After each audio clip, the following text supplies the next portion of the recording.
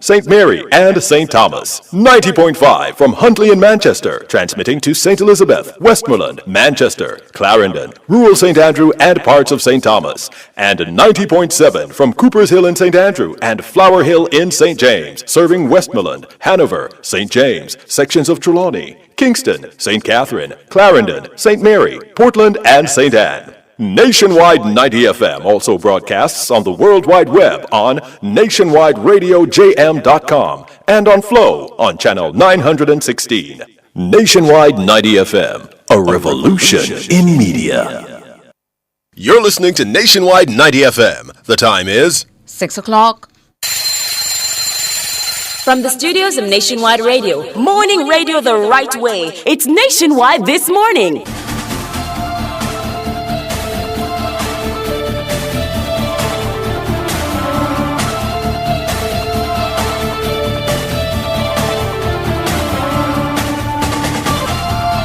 A very good morning to you. I'm Tona Thomas. Coming up in the news at 6 for this morning, Friday, March 1, 2024. Prime Minister Andrew Holness says, as a minister, you have to be very careful about your statements. He was responding to questions about whether he fired Everald Warmington as Works Minister. And the Integrity Commission is to meet to discuss the recent utterances by Mr. Warmington. Local Government Minister Desmond McKenzie says the JLP will conduct an in-depth assessment of its performance in Monday's local government elections. In regional news, Cuba has asked the UN for help as food shortages worsen. In international news, crowds gather in Moscow for Alexei Navalny's funeral. In sports, Cherokee Young fails to advance from the first round of women's 400 meters on the opening morning of the World Indoor Games in Scotland. And in business, Tracy Ann Spence appointed as Director of Salada Foods. The details after the break.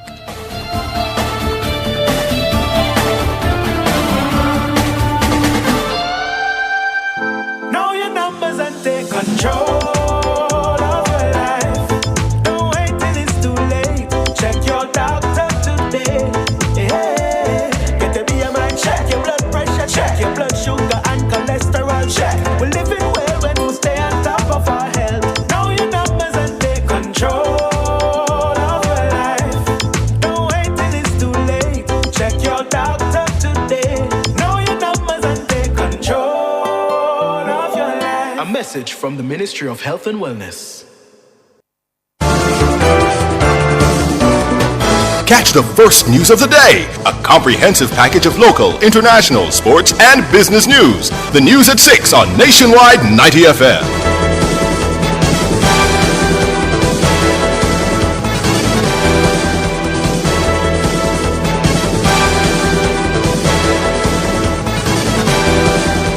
Now to the details. As a minister, you have to be very careful about your statements. Those were the words of Prime Minister Andrew Holness, who was speaking Thursday evening on Nationwide at 5 with Cliff Hughes. The Prime Minister was responding to questions surrounding his decision to fire Everald Warmington. Shalois Michael has that report. Me in charge of stuff. Okay? Listen right now, I'm the Minister of Work. I'm a member of Parliament. No PMP council going to spend my money. Those were the words that left the opposition PNP, as well as non-partisan groups such as the Private Sector Organization of Jamaica and the National Integrity Action, calling for the removal of Everald Warmington. Mr. Warmington made these comments while speaking with Labourites in the constituency following Monday's local government elections. Extra pressure was placed on the Prime Minister to sanction Mr. Warmington after PNP President Mark Golding dropped Dennis Meadows as the party's caretaker for Northern Trelawney following his endorsement of scamming. Mr. Warmington was removed from his role as Minister with responsibility for works on Thursday, a day after withdrawing the comments he made. Speaking with Cliff Hughes on Nationwide at 5, the Prime Minister says that those in ministerial positions are expected to be responsible in how they speak. In a deep discussion with him, he explained that Today, yes, and yesterday as well, which was a result of his press release. He explained, what happened and what led him to it. But as a minister, I think he understood You had that- had one too many from him. As a minister, Yeah. you have to You had lost be very confidence. careful had about your lost statements. confidence in him, As a didn't you? minister, he has to be very careful about his statement. You had lost confidence in him, didn't you? As a minister, Yes. I think as any minister, they Yes. have to be very careful about their statements. Mr. Holness was asked repeatedly if he fired the works minister. Did you fire Warmington or you demanded his resignation or what? This What question happened? keeps coming up. In our Westminster system, once the Prime Minister, whoever the Prime Minister is, says, come, let's talk, you know what the position is. Our protocol, our convention is that once you're called in, you say, Prime Minister, I offer. You don't wait until somebody says you're fired. And under that convention, it's a firing, it's a dismissal on the Look, Westminster. Everald is someone who has worked very hard in the party. Everald is known for his outlandish comments. Shalois Michael for Nationwide News. Meanwhile, the Prime Minister is rejecting suggestions that the PNP has exited the local government elections in a stronger position than the JLP. So let's deal with a couple of things. The opposition thinks they are stronger. The opposition base came out. They still were not able to overcome our base, which did not come out fully. You ended up with 285,000 votes. They came out with about 305,000. But they still were not able to overturn the structure of the local government in terms of the number of seats won. But again, and- they defeated you on the number of seats. So, They're no, at 113. no, you're no at about in the terms of the number of 105. councils, which is really the measure of Yes. the victory of the local government. Yes. While admitting that the JLP underperformed in the polls, Mr. Holness says the results of the elections will help the party plan for the future. So the issue is You that underperformed. nobody disputes that our base did not come out. That is clear. And there are many issues which could have contributed to that. As I've said, frustration, grievances, all kinds of issues. And those have to be properly analyzed.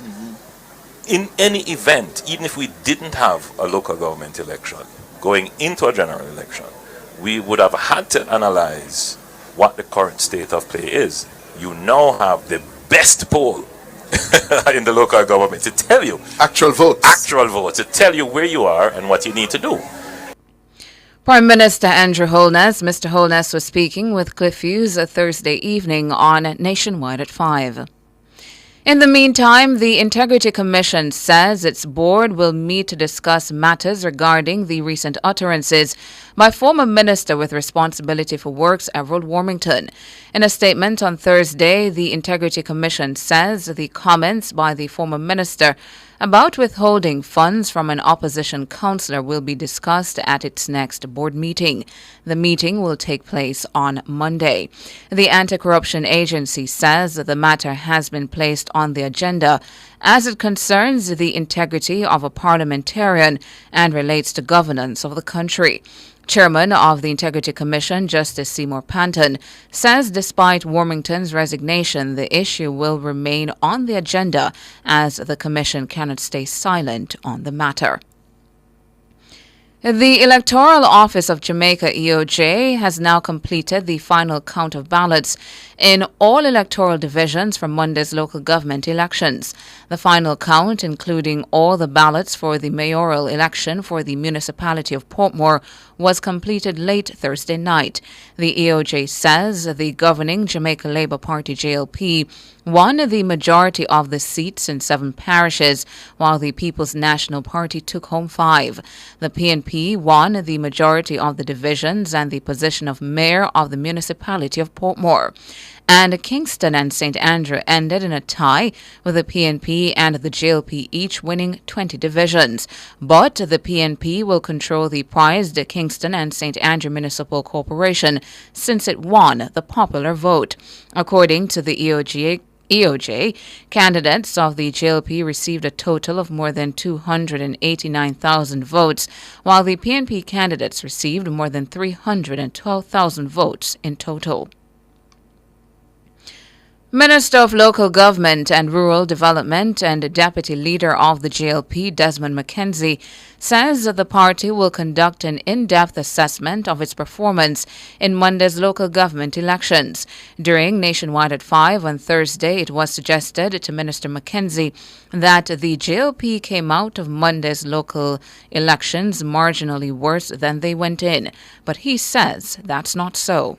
I wouldn't say we're coming out marginally worse. One of the things you need also to remember, and the public needs to recognize this, it is credit to the Labour Party that a party with a government going into a third term when they're right across the world, when governments are faced with a third term. The performance in many countries is not as impressive as ours. We know what some of the concerns are in terms of the people's cry. What took place on election day can only be assessed after the party have done an in-depth assessment of the outcome of the election. The Labour Party will use what we have found in terms of our assessment to look where we go in terms of how we approach this going forward. The JLP has control in 7 municipal corporations. These are St. Thomas, Portland, St. Anne, Trelawney, St. James, Clarendon, and St. Elizabeth. Meanwhile, the PNP has control in 6 corporations. These are St. Mary, Hanover, Westmoreland, Manchester, St. Catherine, and the prized Kingston and St. Andrew Municipal Corporation. Minister McKenzie says it would have been good if the JLP had retained control of the Kingston and St. Andrew Municipal Corporation. KSAC is the capital municipality in the country. It would have been good for us to hold it again for a second term, but you must remember the numbers are equal. The role of the KSAC now is not just dependent on that solely of the PNP. I am not saying, Cliff, that the outcome is what we were expecting. It was a difficult election. Remember, we weren't on the road campaigning until a couple of weeks after the announcement were made. It was done strategically. Let us say it was a good move or a bad move, but the important thing, Cliff, is that the Labour Party has come out winning the majority of municipal corporations. Desmond McKenzie, Minister of Local Government and Rural Development and Deputy Leader of the JLP. The government says that temporary protective works are being effected on a national heritage site, Vale Royal, following the circulation of a video on social media showing the advanced disrepair of the property. In a statement to the media on Thursday, the Office of the Prime Minister, OPM, says a team from the Jamaica National Heritage Trust recently conducted a site inspection and will be submitting a report for assessment. It said it's assessing proposals for future use of the property consistent with its heritage status. Vale Royal is over 300 years old.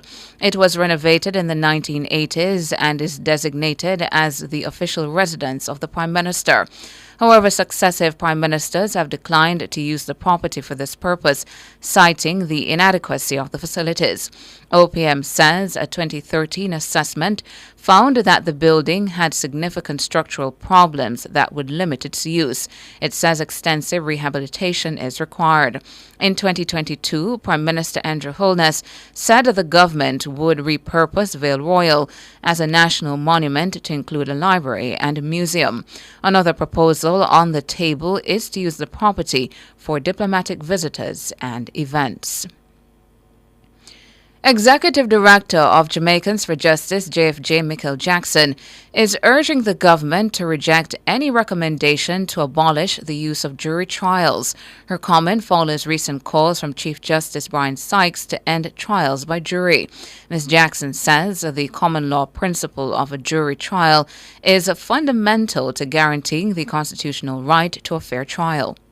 Having access to be tried and judged by a jury of your peers would ensure that that constitutional right to fair trial is certainly maintained. The other thing I want to point out that I would counter what the Chief Justice indicated, to suggest that most matters are heard by the lower courts, is to negate the fact that the parish courts actually have limitations in the terms of imprisonment that they can impose for certain matters and certainly the fines that they can also impose. From a JFJ standpoint, We reject any notion that to reduce court backlog or to ensure that expediency is achieved should counter this very sacred common law principle that currently exists in law. Ms. Jackson is calling on the government to fulfill its long-standing promises of jury system reform. For example, the categories of exemptions from jury service, that is something that ought to be fixed immediately. If I recall correctly, you have individuals or professionals such as attorneys being exempted. How do we ensure that a wider pool of individuals can be so called? The other thing to consider, when you have a high number of citizens who are informal workers, where their daily subsistence is relied on working for the day. So in other words, if you don't go to work for this particular day, you don't get paid. How do you ensure that that there's some incentive for them to show up for jury duty? Michael Jackson, Executive Director of Jamaicans for Justice. And that's it for the local segment of the news. Up next, regional and international.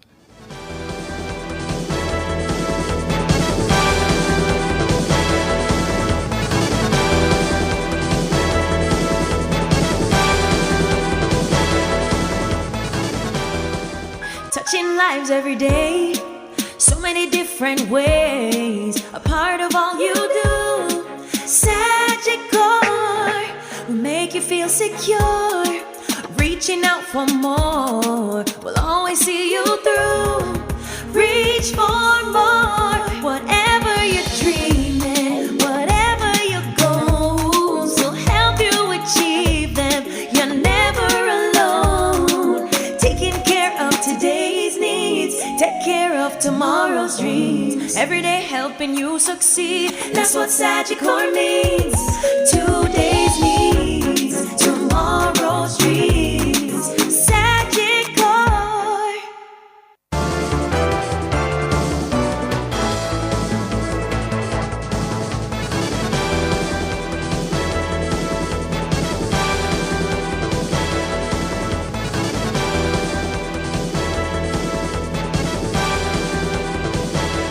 In regional and international news this morning, regional news, Cuba's government has for the first time asked the UN's food program for help as food shortages on the communist-run island worsen. The World Food Program, WFP, says it had received an unprecedented official request from the Cuban government for help providing powdered milk to children under 7 years of age. The request is a sign of the seriousness of Cuba's economic crisis, as well as a shortage of milk, fuel, and medicines are also running low. The WFP confirmed to Spanish news agency EFE that it had been approached by the Cuban government to continue the monthly delivery of 1 kilogram or 35 ounces of milk for girls and boys under the age of 7 throughout the country. The WFP said it had already started delivering milk powder to the island. Powdered milk and other basic foods are provided to Cubans at a subsidized price through ration books, but delays and lack of supplies are common, especially at times of economic hardship. The system was first introduced in 1962 by Cuban leader Fidel Castro after the United States imposed sanctions on the island, which exacerbated shortages. The Cuban government continues to blame the ongoing U.S. sanctions for the dire state of its economy, but critics say government mismanagement is behind the current economic crisis, the worst in 3 decades. International news now. Hundreds of people in Russia have been gathering for the funeral service of Alexei Navalny, the vocal Putin critic who died in jail last month. Police have set up barriers around the church outside Moscow where the ceremony is due to take place ahead of his burial later in the day. It is unclear how events will unfold as his team had complained of not even being able to find a hearse. They have accused the Kremlin of having killed the opposition leader. But authorities say Navalny died of natural causes on February 16 in the the Russian prison inside the Arctic Circle. He had been jailed for 3 years on trumped-up charges. The memorial service has been scheduled for 2 p.m. Moscow time at the Church of the Icon of Our Lady Quench My Sorrows in Marinho. The burial will then take place at a cemetery nearby at 4 p.m.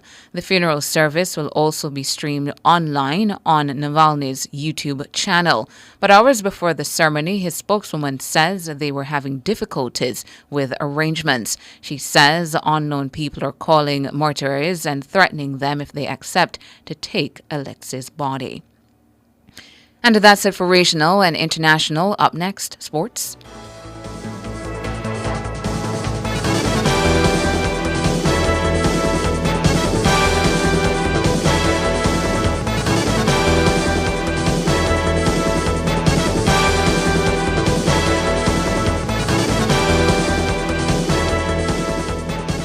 Don't miss the Jamaica Blue Mountain Coffee Festival, Saturday, March 2 at the Newcastle Parade Grounds. Experience coffee, culture, community, and more. Get your tickets online at touchstonelink.com or at Cafe Blue, Starbucks, Cannonball Cafe, Rituals Coffee House, Blue Brew Bistro, and Island Coffees Cafe. $5,000 for adults, $3,000 children 12 and over. Gates open at 10 a.m. Free shuttle service from UTEC. See you there. Korean solid surface, so versatile and beautiful. It's non-porous, no sealing necessary, renewable and repairable, so easy to clean and maintain, and can be thermoformed into any shape. Choose Korean, the #1 solid surface in the world, when you want beauty and the best for your countertop. Visit Home International Limited, located at 104 Constance Ring Road. Telephone 755-1970 or 924-0437.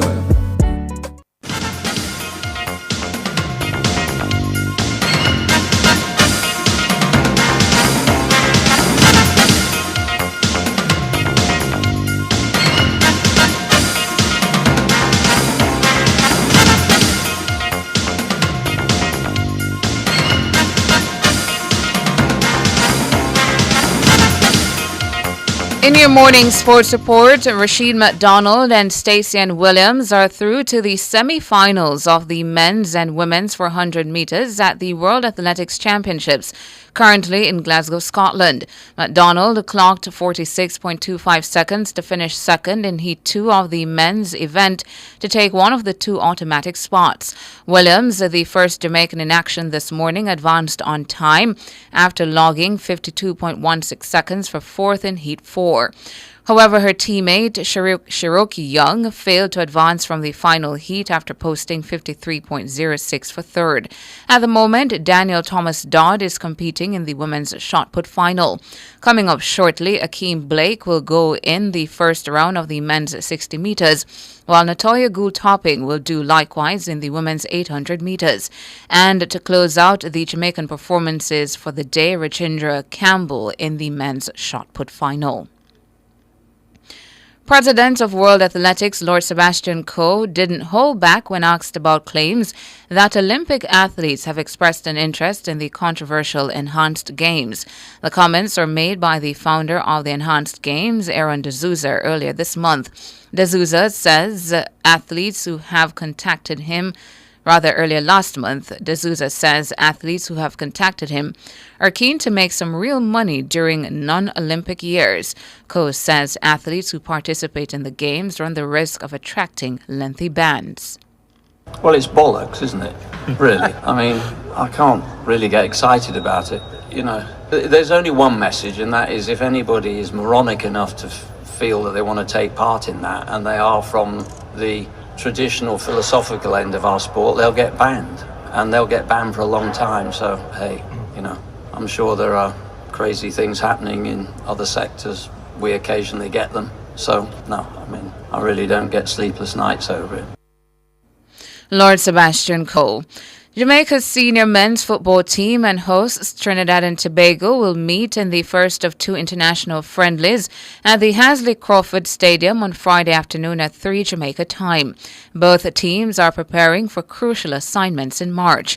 Jamaica will face the United States in the CONCACAF Nations League semi-finals on March 21, and Trinidad and Tobago will face Canada in a one-off game for a spot at the Copa America.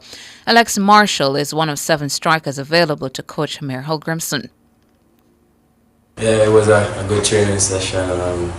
Still learning, adjusting to the coaches' tactics and stuff like that. But it was fun and short. First few days was a lot of information, but he's giving us that confidence, to be like you're not going to learn everything at once, but just make sure while you're in your training session you're practicing and still trying to implement the stuff that you learn. That's Alex Marshall. Finally, in sports, the All Solid Action campaign, led by aspirant for JFF President Raymond Anderson, has pledged to pump $200 million into local football development within 6 months of taking office. Anderson is set to challenge incumbent Michael Ricketts for president of the Jamaica Football Federation at the voting Congress on Sunday, March 17 in Hanover. Anderson, who is one of Ricketts' vice presidents, says if he's successful at the polls, they will immediately turn their attention to the state of the local games with that multi-million-dollar investment. Anderson says that the money will be split evenly between genders. And let me tell you why. You're not going to cut a cent. If it go down to, when you look at, as I remember, the development, a field, the infrastructure is male and female usage. The women's department is women's department. So whatever we're doing, we're going to try as close as possible to 50-50. Anderson and his team did not divulge where the money was coming from. However, he says they've also been promised a further $150 million by a corporate company that he says is impressed with this slate. The former St. Mary FA president says he still has issues with the election process. However, he says his team is still committed to the election. I have a committee that we sit and we looked at all the logistics and the strategies that it seems like is going against us. And I'm a consensus leader. And if we put on pause and said, for example, 3 days before the election, they showed us everything, what would happen? I'll be late. I'll be late out of the block. So what we have been doing now is to ensure that we are prepared for the election while we actually highlighting all the concerns. Anderson admits that they lost some momentum after the elections were put on hold, but says his delegates are still upbeat and ready to go.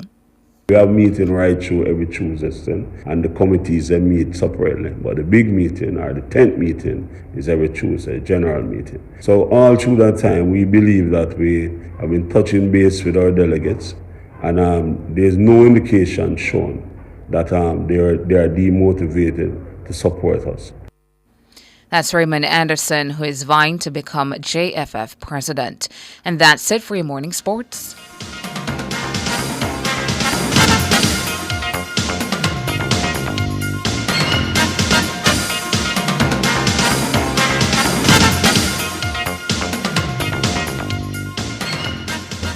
Soca Kingdom, listen up. The Jamaica Observer is giving you another chance to jump with the Exodus Band for free. Win a t-shirt package when you enter our All Rave Ahead promotion and find the hidden pieces of the Exodus t-shirt found in the Daily Jamaica Observer between now until March 25. Join the hunt and grab a copy of the Daily Observer for your entry form to touch the road. Contact 876-469-3089 for more details.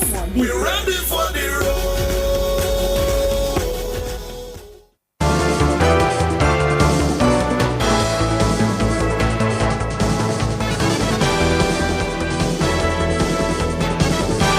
In business this morning, the board of directors of Salada Foods Jamaica Limited says that Tracy Ann Spence has been appointed as a non-executive director and a member of the audit committee effective January 1, 2024. Salada says with a distinguished career spanning over 2 decades in the financial industry, Ms. Spence brings a wealth of expertise and strategic insight to the board. Ms. Spence currently serves as the executive vice president and chief investment officer at Sagicor Group Jamaica Limited, where she provides strategic oversight for Sagicor Investments Jamaica and group treasury and asset management. Her extensive experience also includes a notable tenure of 20 years with the NCB Financial Group, culminating in her role as Chief Operating Officer at NCB Capital Markets Limited.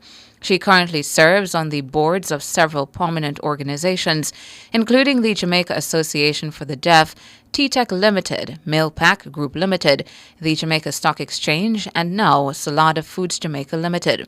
In welcoming Ms. Spence to the board, Salada's chairman Patrick Williams expressed confidence in her ability to contribute to the company's continued growth and success. Overseas, India has retained its title of the world's fastest growing major economy as it expanded 8.4% in the last 3 months of 2023 from a year earlier. The data comes as the country is set to hold a general election this year. Prime Minister Narendra Modi posted on the social media platform X, formerly Twitter, that it shows the strength of Indian economy and its potential.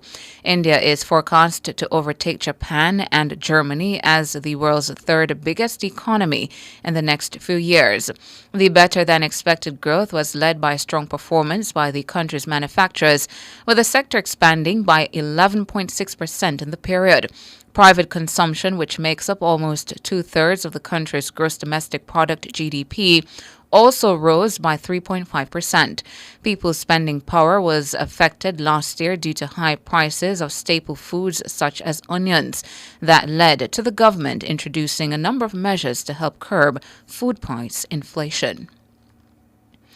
Finally, now in foreign exchange trading this morning, the Jamaican dollar has gained 21 cents and will open trading today, selling for an average $156.77 against the benchmark U.S. dollar. The Jamaican has lost $1.54 and will open trading this morning, selling for an average $115.40 against the Canadian. And finally, the Jamaican dollar has lost 92 cents and will open trading today, selling for an average $199.47 against the British pound. That's it for business this morning.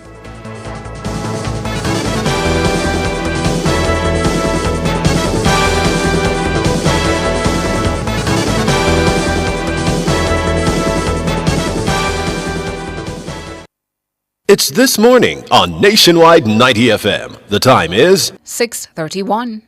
Time to pay your tax? Relax! You've got this with your Sagicor Bank Business Credit Card. Use your Sagicor Bank Business Credit Card to pay your taxes and get a 1-month payment holiday. New cardholders get first-year annual fee waived. Plus, you get up to 55 days interest-free and earn unlimited reward points every time you spend. So when you're ready to pay your tax, relax! You've got this. Use your Sagicor Bank Business Credit Card and enjoy the best rewards ever. Conditions apply.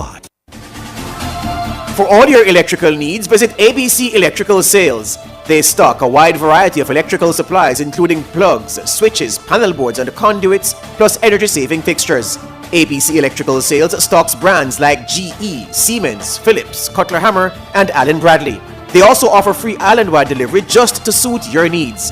Visit them at Shop 8, Hagley Park Plaza, Kingston 10, or call 876-754-3714-5 or 876-754-3825-8. ABC Electrical Sales, for a better choice in the electrical business. Who shops at Creative Building Finishes? You, the homeowner who creates luxurious spaces with our floor and wall tiles. The contractor and builder who are convinced that our ceramic tiles are right for the job. The architect and designer who make dreams come true with our wood look and porcelain tiles. Superior customer service, knowledgeable staff, inviting showroom, and you get where this is going, right? Shop 5 Red Hills Road or call 876-929-5553. Get tiles, get creative building finishes.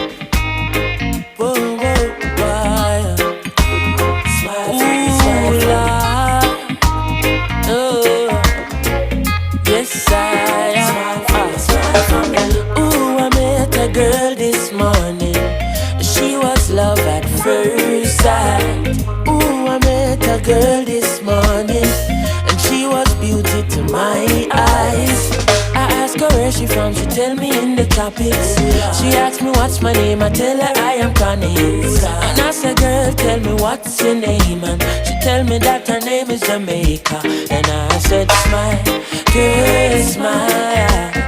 Smile for me, Jamaica. And I said, smile, girl, smile. Ooh, Lord, smile for me, Jamaica. And never you cry, here am I. Yeah, I'm here for you, Jamaica. Dry your eyes, girl, smile. Smile for me, Jamaica, Lord. Hey, she have a rich history, a beautiful woman with the sweetest gifts. Beautiful sunrise and an evening kiss of a nice sunset on the evening season. But she tell me, say she tired of the exploit and the liars. She give them reggae, give them beaches, give them flowers and the ferns. All she got is abuse in return. But I say, don't you worry yourself, mama. Hey, Chronix is here to your help, mama. Ooh, I said, no worry yourself, mommy. One thing me I beg you do for me. And I say, smile. Good morning to you. Thank you so much for joining us here on Nationwide this morning. It's a Friday morning, the first day of March 2024. We hope we find you well. I'm Ricardo Brooks. And I'm Tawna Thomas. Good morning to all of you out there in YouTube land, radio land. Good morning to all of you. Hope we find you well indeed. And if it is that you can't find us, you're trying to find us on YouTube this morning, we are on our backup page, Nationwide 90 FM Live. So hop on over to Nationwide 90 FM Live. That's where you'll find us this morning. And for all of the YouTubers that we're seeing so far, I'm assuming that you guys had clicked the notification bell. So this morning you were notified of which channel to find us on. But for those of you who are coming on over to Nationwide 90 FM Live, you did not click the notification bell when you subscribed. Do so, because that's how you'll know which channel we're on in the mornings, because you will be notified. Yeah. Yeah. How are you? I am well. How are you? I'm doing pretty good. It is March. Yeah. Another year that seems to be flying. Yeah, March already, and we look forward to a great March. It is budget month now. Yeah, and we look forward to hearing how that will proceed. Good morning to you, Robert McKenzie. It's been a while. I haven't seen you in the YouTube chat. Good morning to you. Hope you are doing well. Good morning, Mr. King. All is well? Yeah. Yeah. I was very heartened yesterday to see both the Prime Minister and the opposition leader acting appropriately in the matters related to Dennis Meadows and Everald Warmington. Mm-hmm. I think they both made the right call. and struck a good blow for accountability. Yeah? And I think that's good. I see on social media there's a active conversation, and a few people engaged me on it as to whether Mr. Warmington was fired or he resigned. The term is, I don't like the term, but sacked is the term. I don't like that term. But anyhow, I don't like the term. But fired, yeah? Or he resigned. The Prime Minister explained it yesterday while he was talking to Cliff about the Westminster tradition.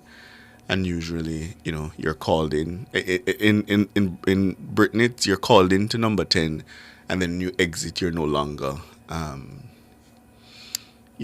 the minister.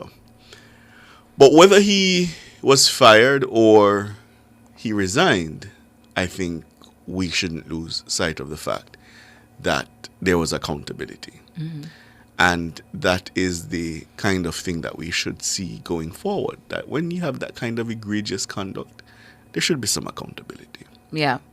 I was heartened as well to see what happened yesterday. I am glad that the day didn't end and we were still here wondering whether or not both leaders would take decisive action and show that they are good leaders and remove both men from the positions that they held.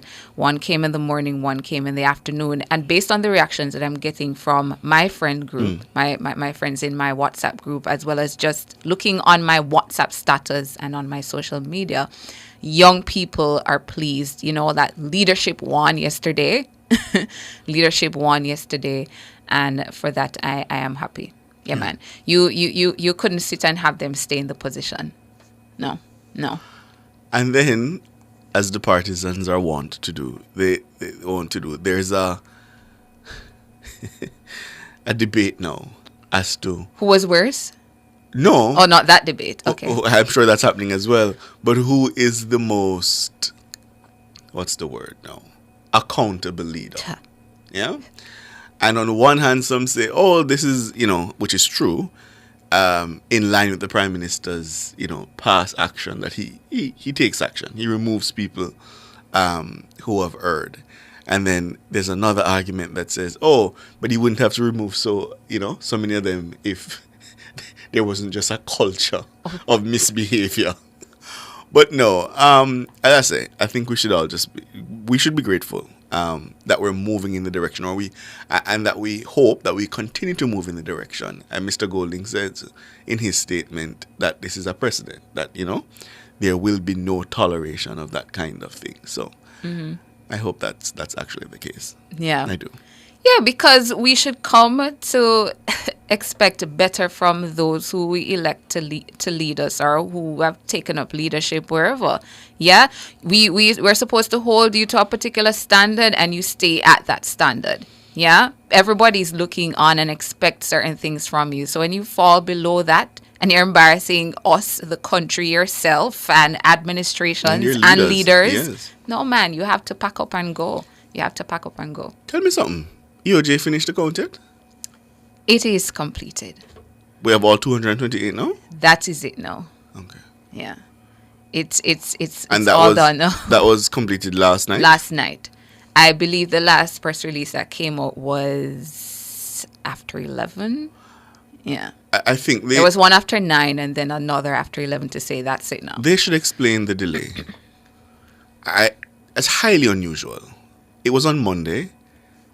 No, that's unusual, certainly to me. It's 600,000 votes, and we say that we want full participation or more participation. How long would that have taken then? Yeah. If more people had voted. More people voted. Yeah, and I well, here's the thing, I don't know what's taking place, Ricardo, in these counting centers across the country when you have returning officers and people from both sides looking that's on. My point, though, Tana. And you're being very keen as to how you count. In the past, I think, say for 2016, where there was a little bit of a delay, and Facebook reminds me that there was a delay, I don't recall it taking this long. And 2016 was very close and obviously hotly contested. It ultimately turned out to be. Do you remember how much of a delay there was at the local polls for 2016? I don't know that there was a delay. of any significant magnitude. But certainly 3 days is inordinate. For the final counting? I don't recall it taking that long. Yeah.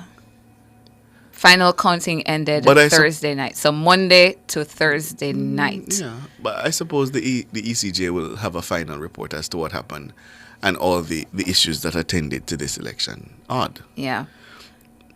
So our YouTubers are still asking what's the results. Okay. Results. You wanted to say something? No, I was actually looking at the final count now. So we're just being all right. So based on this, St. Thomas goes to the JLP, Portland goes to the JLP, St. Mary goes to the PNP, St. Anne goes to the JLP, Trelawney goes to the JLP, St. James goes to the JLP, Hanover in a clean sweep goes to the PNP, Westmoreland goes to the PNP, St. Elizabeth goes to the JLP, Manchester goes to the PNP, Clarendon to the JLP, St. Catherine to the PNP, and Kingston and St. Andrew is a tie. So, and this is important because I see and hear some people counting Portmore separately.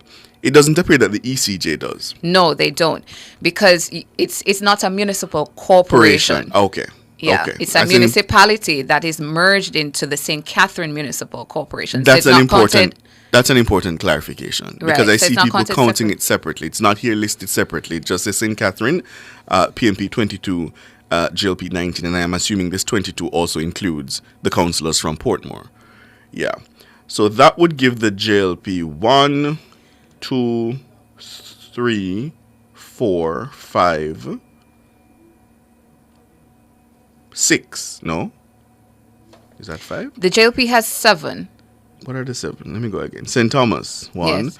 Portland, St. Anne, St. James, St. Elizabeth, Clarendon. And Trelawney. Why am I not seeing Trelawney here? Trelawney is a 6-3. Yes, okay. All right. So that's 7. Right. Okay. So it's 7-6. 7-6. Okay. Yeah. 7-6 with number 6 for the PNP coming through the popular vote. Which is the KSAMC. Right. Okay. So that's it. And the threshold of saying which party won the local government elections, or the measure I hear, is how many municipal corporations a party was able to take control of. So by that rubric, the 7-6, it would be the JLP. How many I'm not seeing here exactly how many divisions the PNP won in total versus the JLP. The EOJ has not put out that information as to the tally for both parties in terms of how many divisions each party won. Right. So for those asking, the final count, the Jamaica Labour Party has won and is in control of 7 municipal corporations across the country, and the People's National Party has won and is in control of 6. Mm-hmm. That's the final state of affairs. Yes. 7 JLP, 6 PNP. However, the People's National Party has won the majority of the divisions and the popular vote. Yes. So, that's it. So, Ricardo, if for this local government elections, you're saying it has taken the EOJ this long to count, and it wasn't a whole lot of people who voted, but you asked for them to merge the general and the local. And this is it. No, I may have to reconsider that, because when are you gonna get the result? So they have to explain. They have to explain, because the close scrutiny that you talk about, isn't that attendant to a magisterial recount? Isn't that when they really go through each ballot to make sure that they can decipher the mark and exactly the intent? Clearly they took their time and were scrutinizing here too. And there's a division because did you hear from the person who was in charge of the PNP's candidate for the Raytown division? I believe it was yesterday or the day before, he spoke with Nationwide News, saying how he was in there, paying close attention to everything that was going on and realized that about on 60 ballots or on a box or something, a foil was missing. So they were clearly... And there's a division keen. in St. Anne that escapes me now, where the candidate said at the end of the night, the division was declared for the JLP. Then there's a count, then it went to the PNP, and there's another count, and it went back to the JLP. And some of them are quite off because there is a division where it went to one side and the next day you had about 100 and odd votes that were placed on the other side to give that other side the victory. So those 100 and odd ballots Yes, that is. got to... The Labour right, so we mustn't count Kingston and St. Andrew as a win. We must say 7-5, one tied.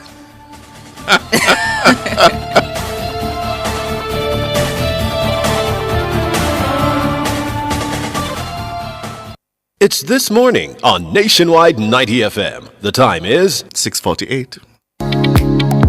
If you are a parliamentarian or a public official listed in the Jamaica Gazette December 5, 2023 regarding the Integrity Commission Act, or a public official receiving emoluments of $12 million or more during the period January 1, 2023 to December 31, 2023, you must file your statutory declarations as at December 31, 2023 and any outstanding statutory declarations on or before March 31. Download the updated statutory declarations form from the Integrity Commission's website at integrity.gov.jm/statutory declarations. Ask your Human Resource or Administration Division for further information. A message from the Integrity Commission.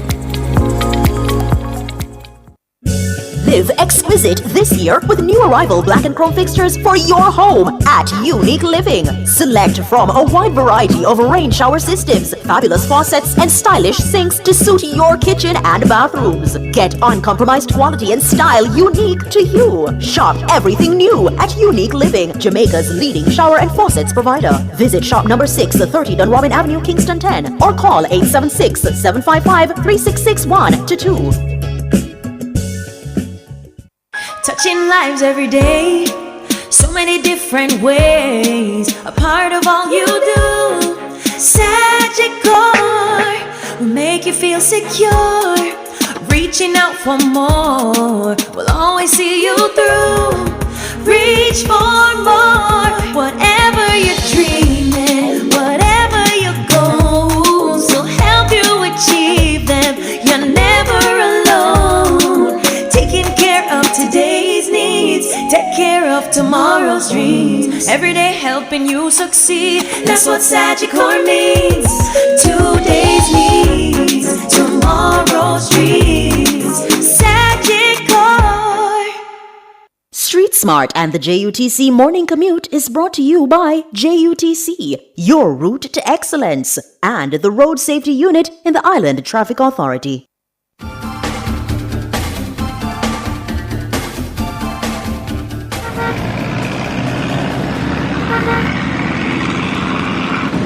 Just before going to Street Smarts, I see somebody asking if in KCMC the GLP will elect the deputy mayor. That's my understanding, that the PNP will elect the mayor and the GLP elects the deputy mayor. And they're asking why not say 751 tied? Because we're telling you how many municipal corporations each party will control. So even though Kingston and St. Andrew is a tie, it is the People's National Party that will control it. They will elect the mayor. The mayor runs the municipal corporation. That's all. So you know it's a tie. We don't need to help you along to form your narratives. Yeah? Anyhow, Ludlow McLean has Street Smarts. Good morning, Ludlow. Morning. Wow. It's still going on. The elections are still here.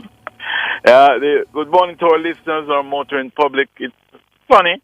The sun is out, and the vehicles are out too. Commuters are out also, especially in the top 3 area. And if you make it downtown, you're going to see a lot of them coming from the Beers bus park, St. Williams Park. And it's just kind of a busy morning, but I'm not noticing any delays. Even coming up Orange Street, you can make your way. It's busy in the Princess Street area. All those areas are busy. If you're in the downtown area, East Queen Street side, things are moving along. If you're making it out to Windward Road, you can make your way all the way out to Florida Glasspool that's coming off Winwood Road, you won't have much of a problem there. If you're coming up Mountain View Avenue, it's the same thing, steady flow all the way up to the Arthurwind Drive area there, and then going further up past Tremaine Road, then you make it onto Stanton Terrace, going across to Fairway Avenue. It's pretty good movement in these areas, and if you're going further up into the Ligonier area via Olo Road, you can make your way because that area is also building, but no major delays yet. But I can tell you, if you're on the westbound side coming east, you're definitely going to have much more traffic coming into Kingston, especially the 6 miles, going on to Washington Boulevard and Spanish Town Road, respectively. And coming out of Portmore, your challenge is really on the Hillshire Main Road, heading towards Nagahead and all those areas. So look out. By the time we get to our second report, we'll give you further updates. It's back to you, Ricardo, in the studio. Thanks, Ludlow. Ludlow McLean there with Street Smarts. Up next, the front page. Oh, no, it's not. It's not the front page that's up next. Ton has the word of the day.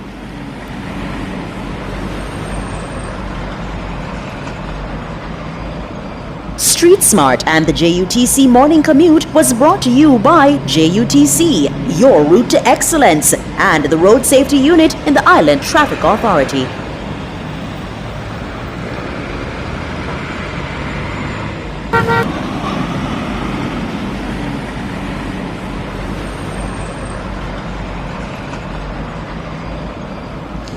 Your word of the day, spelled G-R-O-K, spelled G-R-O-K.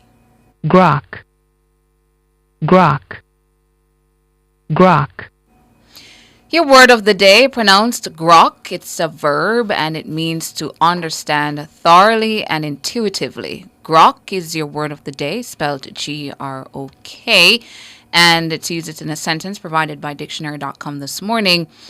As a seasoned detective, she had the ability to grok people's intentions from their body language alone. Grok is your word of the day, to understand thoroughly and intuitively. It's a verb. Yeah. Yeah. 7, 5, 1 tied, but the People's National Party will control 6. Yeah? That is it. And by the traditional metric that we've always used, as Tana has said, it would mean that the Jamaica Labour Party has won. But the caveat has to come. And the caveat is that the PMP has more divisions and has won the popular vote. That's a full story. You know, that's a full story.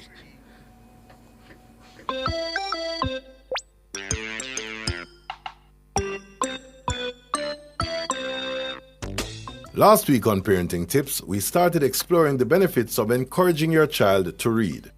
This week, we will look at tips you can use to get your child to read more. Not many children enjoy reading. Many of them would much rather watch a cartoon or play games with their friends than take up a book. Now, playing is good for children, but reading is equally important. As a parent, you have to help them strike a balance. New York Times editor and author of How to Raise a Reader, Pamela Paul, notes that letting reading be a family habit is a good way to get your child to read more. It's important that reading be seen as something that's part of the family culture, that your kids see you reading, see you choosing to read, as opposed to just watching TV or going on the iPhone or whatever else, and that reading becomes something that's part of what your family does in its free time. Pamela Paul, author of How to Raise a Reader. Another way to encourage your child to read more is to explore their reading list. Children may not hate reading, but rather hate the books they are reading. Find books that intrigue them and spark their interests. It is also a good idea to set reading milestones and reward children for achieving them. If children see reading as a fun activity, where they must complete a challenge and get a reward, this will spark their interest. Pamela Paul has expressed that it is critical to choose diverse books. All children need to see themselves reflected in the picture books around them. If your child is a member of a racial or ethnic minority, try to find books that feature children who look similar to yours.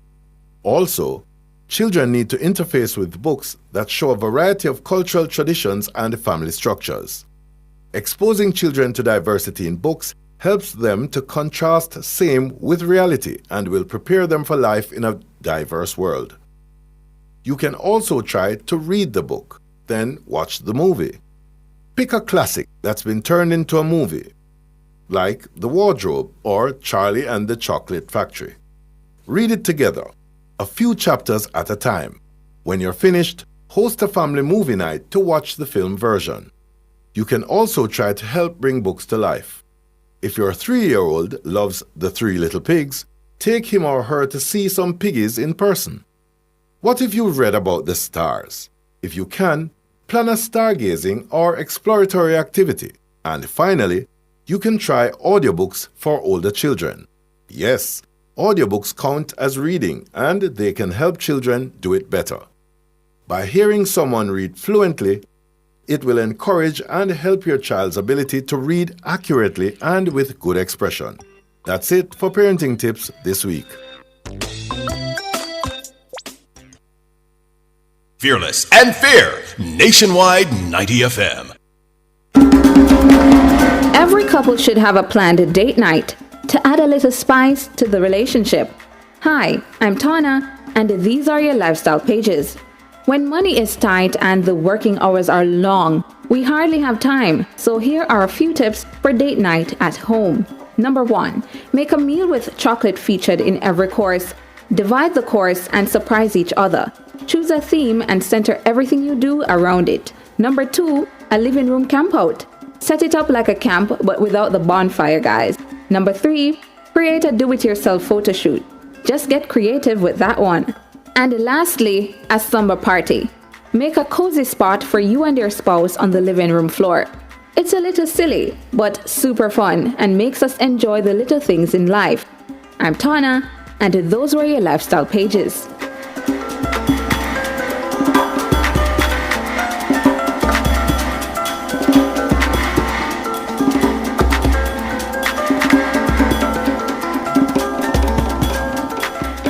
Nationwide 90 FM, continuing the tradition of fair, fearless, and factual reporting. Help someone today. One act of kindness can go a far way. The time by the Jamaica Information Service is... It's news time, 7 o'clock. If you need to build it, plumb it, weld it, pave it, or power it, National Supply has it. Get the best brands for the job at Jamaica's Industrial Hardware Superstore, Kingston Normal Bay. The temperature by National Supply is... It's 26 degrees Celsius in Kingston, 24 out west in Montego Bay. The most credible news in the morning. The news at 7 on Nationwide 90 FM.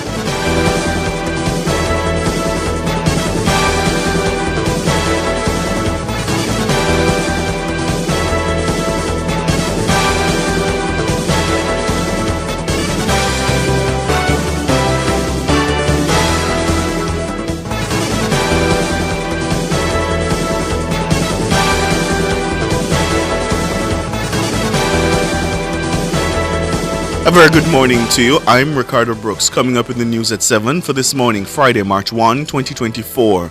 Prime Minister Holness says his ministers have to be very careful about their statements. He was responding to questions about whether he fired Everald Warmington as Works Minister. And the Integrity Commission is to meet to discuss the recent utterances by Mr. Warmington. Local Government Minister Desmond McKenzie says the JLP will conduct an in-depth assessment of its performance in Monday's local government elections. In international news, the UN chief has urged a probe into deadly aid convoy incident in Gaza. The details after the break.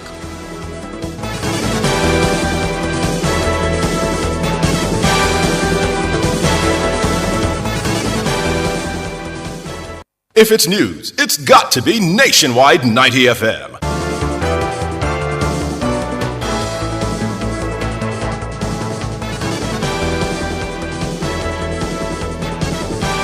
And now to the details. As a minister, you have to be very careful about your statements. Those are the words of Prime Minister Andrew Holness, who was speaking Thursday evening on Nationwide at 5 with Cliff Hughes. The Prime Minister was responding to questions surrounding his decision to fire Everald Warmington. Shalois Michael has that report. Me in charge of stuff. Okay? Listen right now. I'm a minister of work. I'm a member of parliament. No PMP council going to spend my money. Those were the words that left the opposition PNP, as well as non-partisan groups such as the Private Sector Organization of Jamaica and the National Integrity Action, calling for the removal of Everald Warmington. Mr. Warmington made these comments while speaking with laborites in the constituency following Monday's local government elections. Extra pressure was placed on the Prime Minister to sanction Mr. Warmington after PNP President Mark Golding dropped Dennis Meadows as the party's caretaker for Northern Trelawney following his endorsement of scamming. Mr. Warmington was removed from his role as Minister with responsibility for works on Thursday, a day after withdrawing the comments he made. Speaking with Cliff Hughes on Nationwide at 5, the Prime Minister says that those in ministerial positions are expected to be responsible in how they speak. In a deep discussion with him, he explained that today, yes, and yesterday as well, which was a result of his press release. He explained, what happened and what led him to it. But as a minister, I think he understood. You had one too many from him. As a minister, you have to be very careful about your statements. As a minister, he has to be very careful about his statement. You had lost confidence in him, didn't you? As a minister, yes. I think as any minister, they have to be very careful about their statements. Mr. Holness was asked repeatedly if he fired the Works Minister. Did you fire Warmington, or you demanded his resignation, or what? This question keeps coming up. In our Westminster system, once the Prime Minister, whoever the Prime Minister is, says, come, let's talk, you know what the position is. Our protocol, our convention is that once you're called in, you say, Prime Minister, I offer. You don't wait until somebody says you're fired. And under that convention, it's a firing, it's a dismissal on the Westminster. Look, Everald is someone who has worked very hard in the party. Everald is known for his outlandish comments. Shalois Michael for Nationwide News. Meanwhile, the Integrity Commission says its board will meet to discuss matters regarding the recent utterances by the former Minister with responsibility for works, Everald Warmington.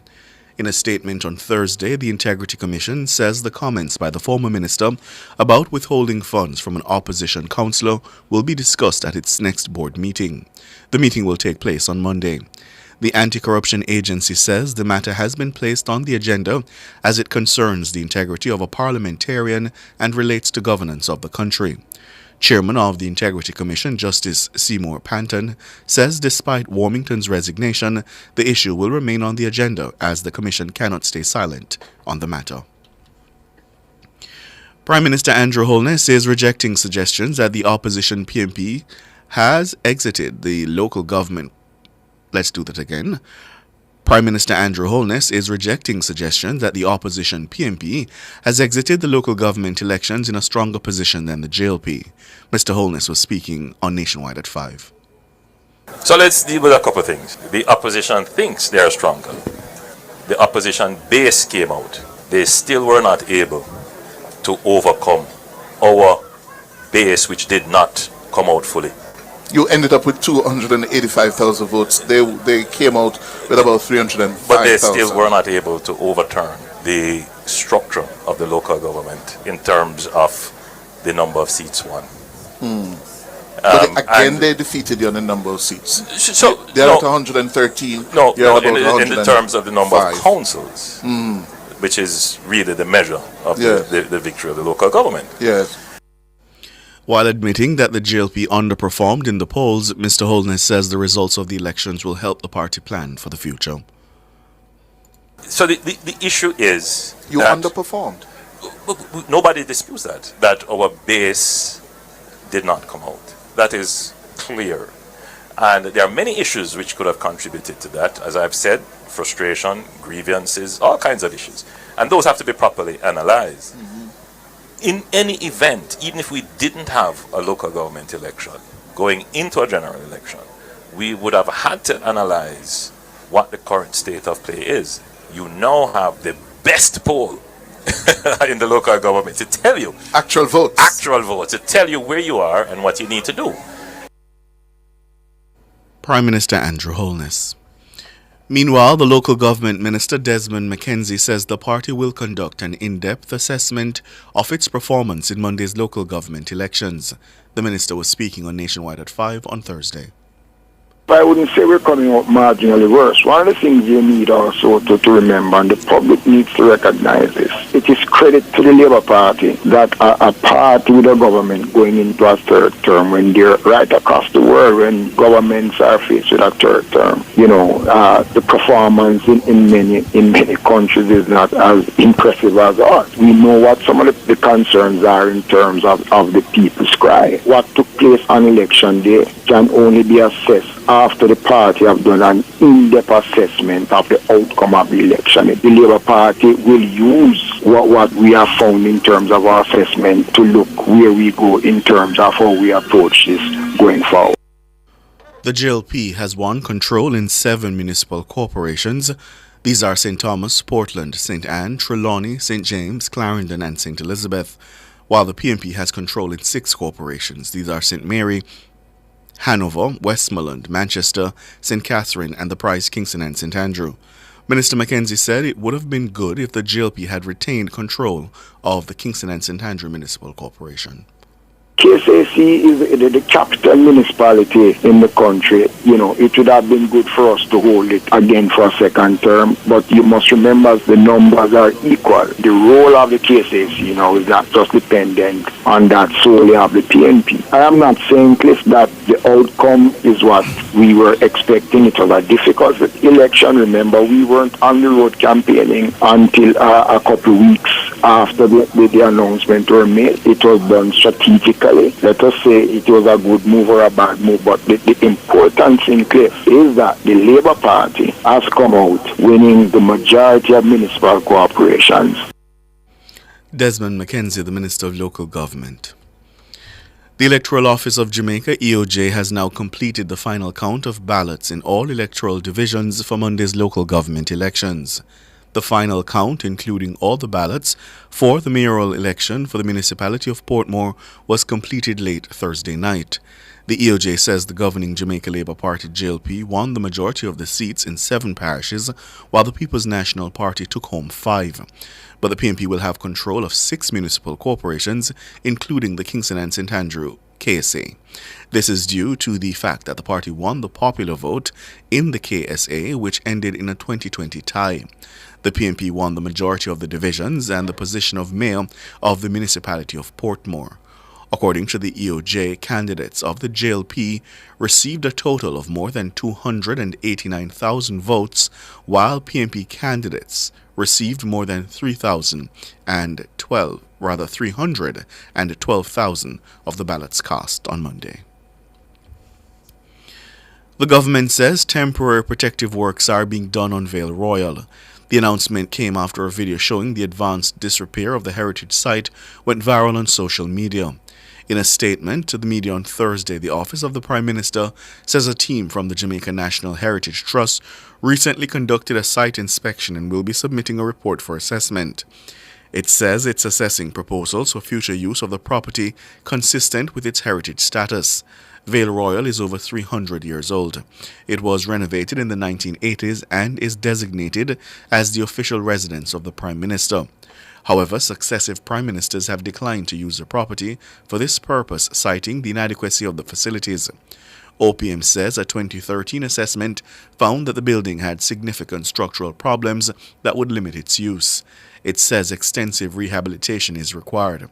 In 2022, Prime Minister Andrew Holness announced that the government would repurpose Vale Royal as a national monument to include a library and museum. Another proposal on the table is to use the property to host diplomatic visitors and events. Executive Director of Jamaicans for Justice JFJ, Michael Jackson, is urging the government to reject any recommendation to abolish the use of jury trials in Jamaica. Her comment follows recent calls from Chief Justice Brian Sykes to end trial by jury. Ms. Jackson says the common law principle of a jury trial is a fundamental right, or rather is fundamental to guaranteeing the constitutional right to a fair trial.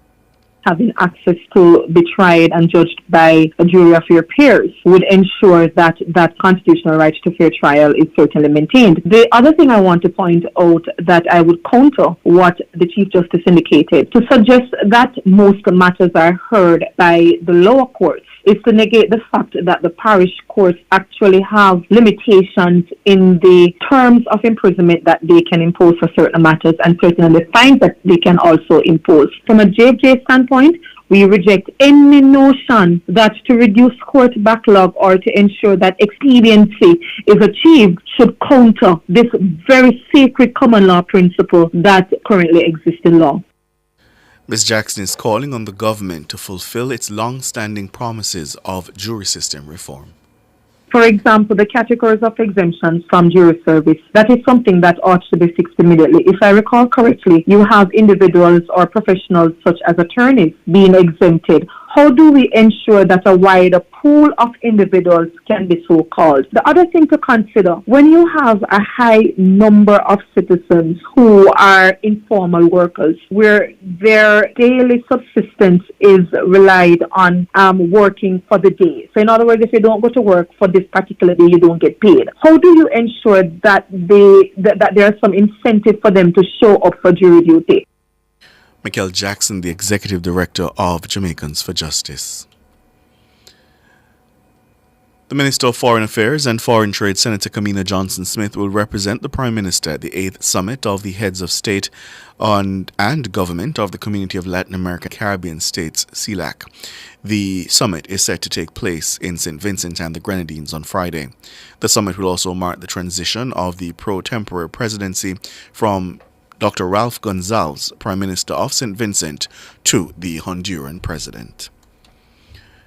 In international news now, the head of the UN has called for an independent investigation into the deaths of more than 100 Palestinians during an aid delivery in Gaza.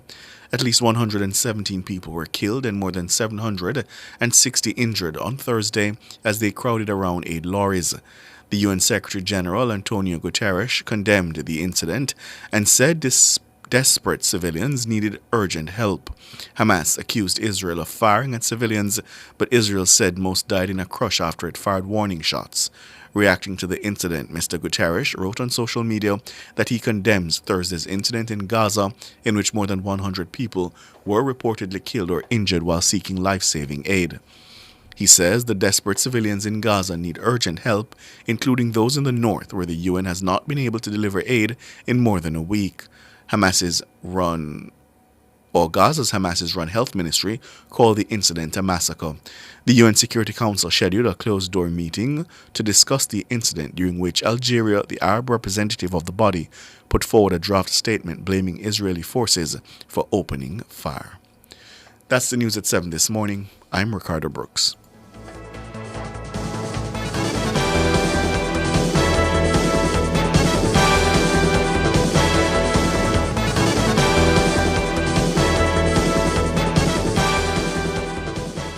Taxpayers, pay your taxes online at www.jamaicatax.gov.jm. Call 888-TAX-HELP for more details. The Temperature, brought to you by Tax Administration Jamaica, working together to serve you better, is 26 degrees Celsius in Kingston, 24 out west in Montego Bay.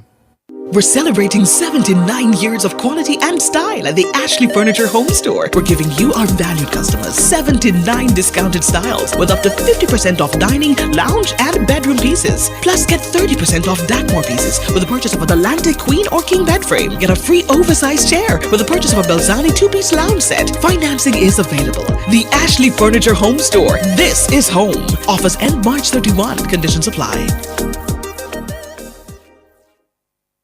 Touching lives every day, so many different ways, a part of all you do. Sagicor will make you feel secure, reaching out for more, will always see you through.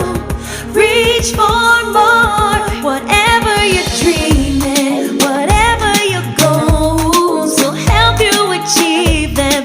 You're never alone.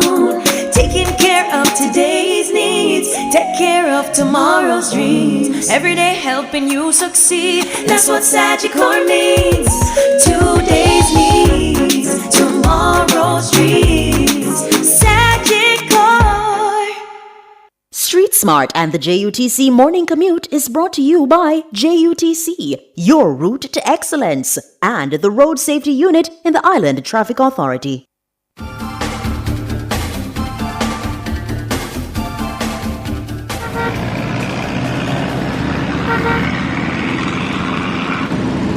It's time now for a second update from the streets. Ludlow McLean has Street Smarts. Good morning, Ludlow.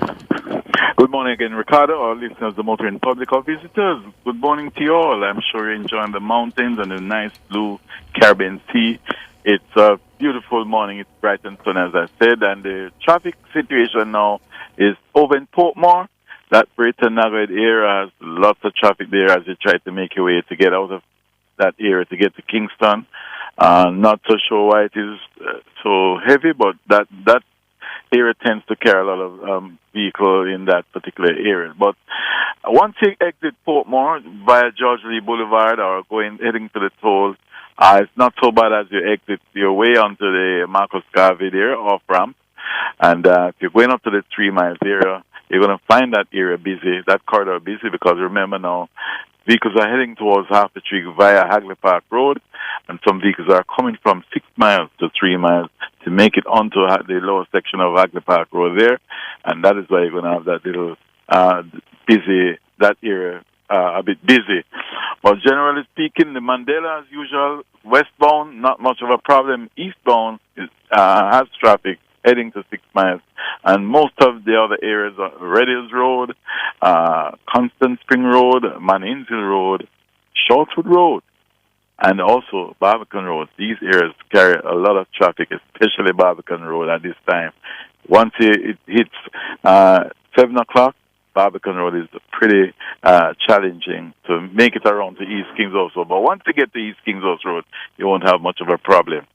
Now, those of you on the Surf Torresdale Glassport Highway, making it to Michael Manley Boulevard, then onto Port Royal Street, it's pretty good going there. But there is a pothole in the vicinity of Port Royal Street and King Street that is causing some problem. There's a huge pothole in the middle of the road that is causing motorists some problem. So we would like the relevant authorities to check out that one, in addition to the other potholes that we have mentioned before. It's coming up to the weekend, and make sure everything is okay as far as your vehicle is concerned. But Ricardo, you never can tell what can happen to a motor vehicle. You drive it today, and then later on you have issues. So motorists, just be careful. Make sure you check your tires, check if your oils are there, check if your transmission, especially your transmission fluid is intact, and your battery. Sometimes the batteries are corroded, and you have to just make sure, check everything before you move. As usual, at Street Smart, your safety is all concerned. Ricardo, take it away.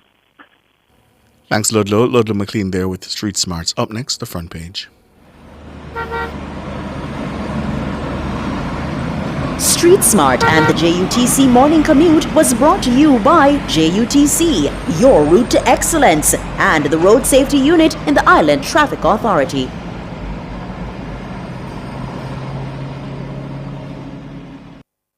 Front Page is brought to you today by ABC Electrical Sales, for a better choice in the electrical business. For all your electrical needs, visit ABC Electrical Sales. They stock a wide variety of electrical supplies including plugs, switches, panel boards and conduits, plus energy-saving fixtures. ABC Electrical Sales stocks brands like GE, Siemens, Philips, Cutler Hammer and Allen Bradley. They also offer free island-wide delivery just to suit your needs. Visit them at Shop 8, Hagley Park Plaza, Kingston 10, or call 876-754-3714-5 or 876-754-3825-8. ABC Electrical Sales, for a better choice in the electrical business.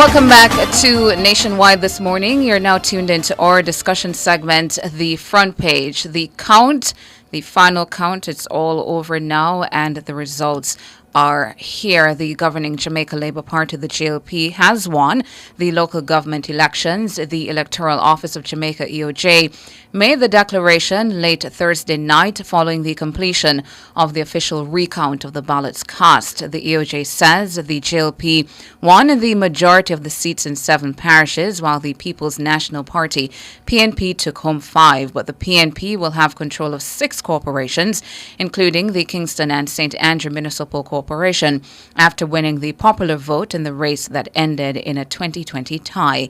The PNP won the majority of the divisions and the position of mayor of the municipality of Portmore. According to the EOJ, candidates of the JLP received a total of more than 289,000 votes, while PNP candidates received more than 312,000 votes in total. For reactions to the outcome of the local government elections, we're being joined by public commentator and founder and executive director of the Jamaican Association for Debating and Empowerment, Jade Limited, Jermaine Barrett, economist and social commentator Sandre Roden, and economic and political commentator and the opposition junior spokesperson on finance and planning, Cleveland Tomlinson. Good morning to you. Hi, good morning, Tona, Ricardo. Good morning to your listeners. Good morning. Good morning, listeners. Good morning. Gentlemen, thank you so much for joining us here on Nationwide this morning. To you first, Jermaine, it's all done now. The EOJ has issued the final results. What do you make of the results and the local government elections overall? The results are clear. The People's National Party has won the greater proportion of divisions. They have won the popular vote. The Jamaica Labour Party has won what is traditionally deemed to be the designation of what designates the winner of the elections, which are the greater majority of the municipalities. I think at this point in time, now that the dust has settled or is settling, we should now move into a sphere of examining what really happened and why things have panned out the way they have. I think the JLP certainly has a lot of soul searching to do, although they're putting on a brave face in the public. But I know internally they must be wondering how comes all of this has happened. We sort of never expected it. And as the Prime Minister has said, it is clearly somewhat a repudiation by the Jamaican electorate of the Jamaica Labour Party and its administration, grounded on the fact that although the JLP has secured economic stability and fiscal discipline is now entrenched, people are not really feeling the effects of these positive macroeconomic indicators in their lives. And so the Prime Minister now is caught between a rock and a hard place of, where in the month of March, the budget is about to be read. Will it be that the Prime Minister says, we're going to spend a lot more of the capital expenditure to really assist people in the ways that matter most to them? Or are we going to be holding a strident to the fiscal discipline and debt payment and so forth? It's interesting times. And Sandre, for you, on what factors, based on your assessment, do you think the PNP made their gains, and on what factors did the JLP underperform? Oh, the PNP really made their gains in the time period that they had won to campaign and the opportunity they had over the years to energize their base. I disagree with Jermaine on the premise that the Jamaica Labour Party should be asking how come, because there would have been issues that would have permeated the political space over the time period leading up to this local government election, and I think that people have not forgotten what politicians over the years have taken for granted is this thing that you always hear them talk about 9-day wonder or short-term memory. But what it indicates as well is that the PNP and campaigning on the things that would have gone wrong in the administration, it has resonated with the base of the PNP, and the base of the PNP now is alive, and obviously they would have come out to vote. I think as well there may be issues in the Jamaica Labour Party to getting their own supporters to come out and vote, and that's something that we've seen based on the popular vote, because in 2016 it was 30%, which is just 1% more than the voter turnout we had now. And the JLP would have won, I think it was 8-4-1 at the time. Now it's 7-6, which means it's a balanced bag, which means that the country is showing that if the Jamaica Labour Party does not get their act together in their administration, we're going to see very similar numbers or a very close election in the general election. And that's something, of course, for them to start focusing on, not just from a political standpoint, but from a leadership standpoint, wherein they need to show to Jamaica that they're strong on crime, strong on corruption, strong on aiding in those social aspects that the people are calling for now. And that is something that they'll have to do. The PNP, they have to focus on refining their message and seeing how that resonates leading up to a general election. Cleveland Thompson, why doesn't the PNP accept that the Jamaica Labour Party has won by the traditional metric?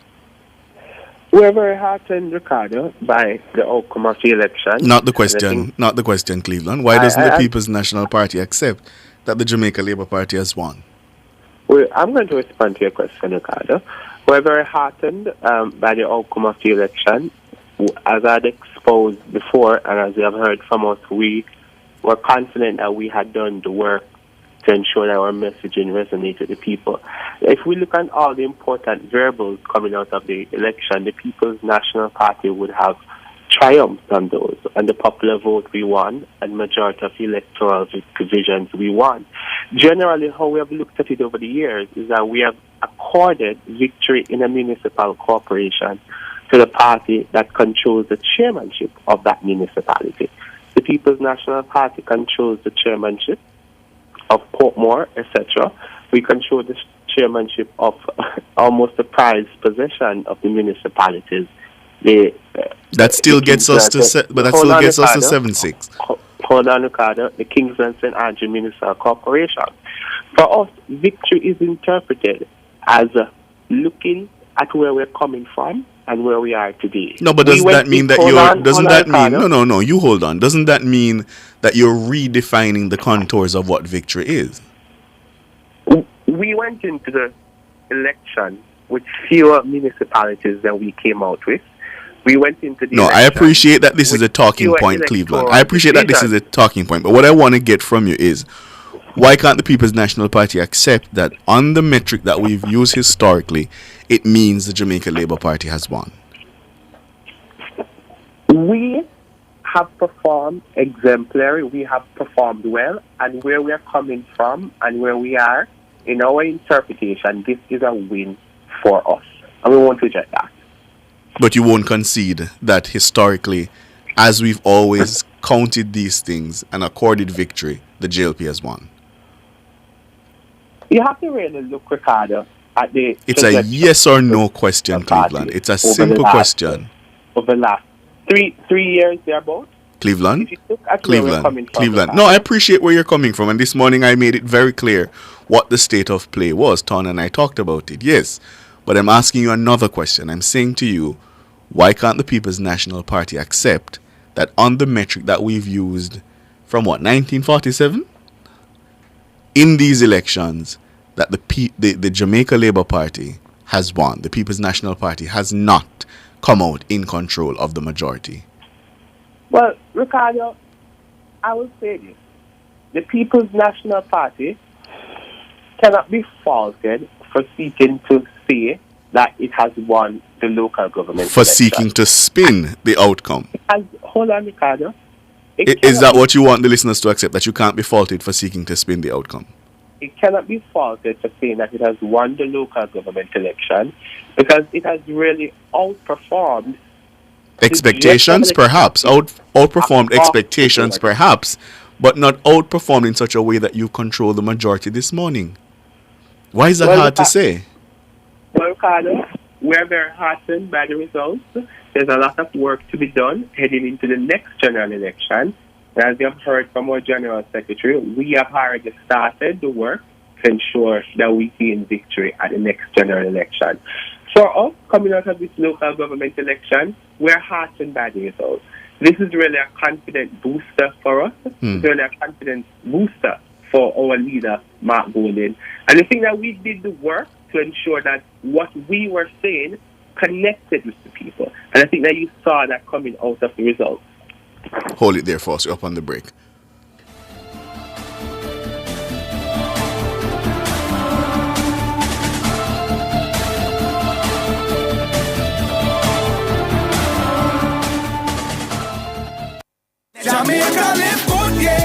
Give up every illegal gun. Call the police at 119 or Crime Stop at 311. The time by the Ministry of National Security is... It's 7:33. For all your electrical needs, visit ABC Electrical Sales. They stock a wide variety of electrical supplies including plugs, switches, panel boards and conduits, plus energy-saving fixtures. ABC Electrical Sales stocks brands like GE, Siemens, Philips, Cutler Hammer and Allen Bradley. They also offer free island-wide delivery just to suit your needs. Visit them at Shop 8, Hagley Park Plaza, Kingston 10, or call 876-754-3714-5 or 876-754-3825-8. ABC Electrical Sales, for a better choice in the electrical business. Deposit we have insurance. It's an account that come with assurance. Let me teach you why it's important to have deposit insurance. Just in case your bank crash dead, no need to put your hands by your head. Up to 1.2 million you get for all accounts that's affected. Yeah, one room you can start it, or throw a house party. Pay your mortgage with ease. JDIC is a smart win. Deposit we bring safety. JDIC them protect me. Bank and Building Society protected. The flow you must get with. Protect your savings smart. We urging you to call me. Guarantee you need us. We take banking serious. JDIC, protecting deposits for you and me.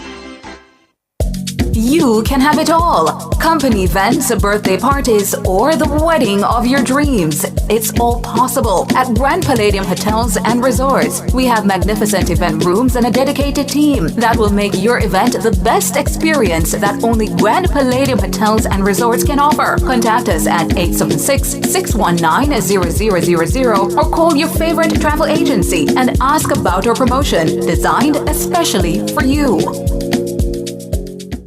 Touching lives every day, so many different ways, a part of all you do.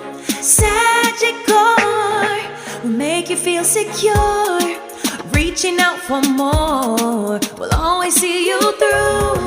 Reach for more, whatever you're dreaming, whatever your goals, will help you achieve them. You're never alone, taking care of today's needs, take care of tomorrow's dreams. Every day helping you succeed, that's what Sagicor means. Today's needs, tomorrow's dreams. Sagicor.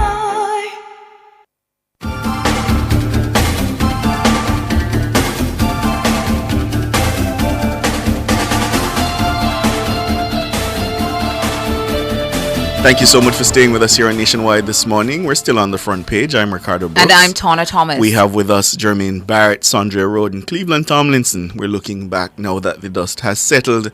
The final outcome, JLP 7, PMP 6, the outcome of the local government elections. I will try one more time, Cleveland Tomlinson.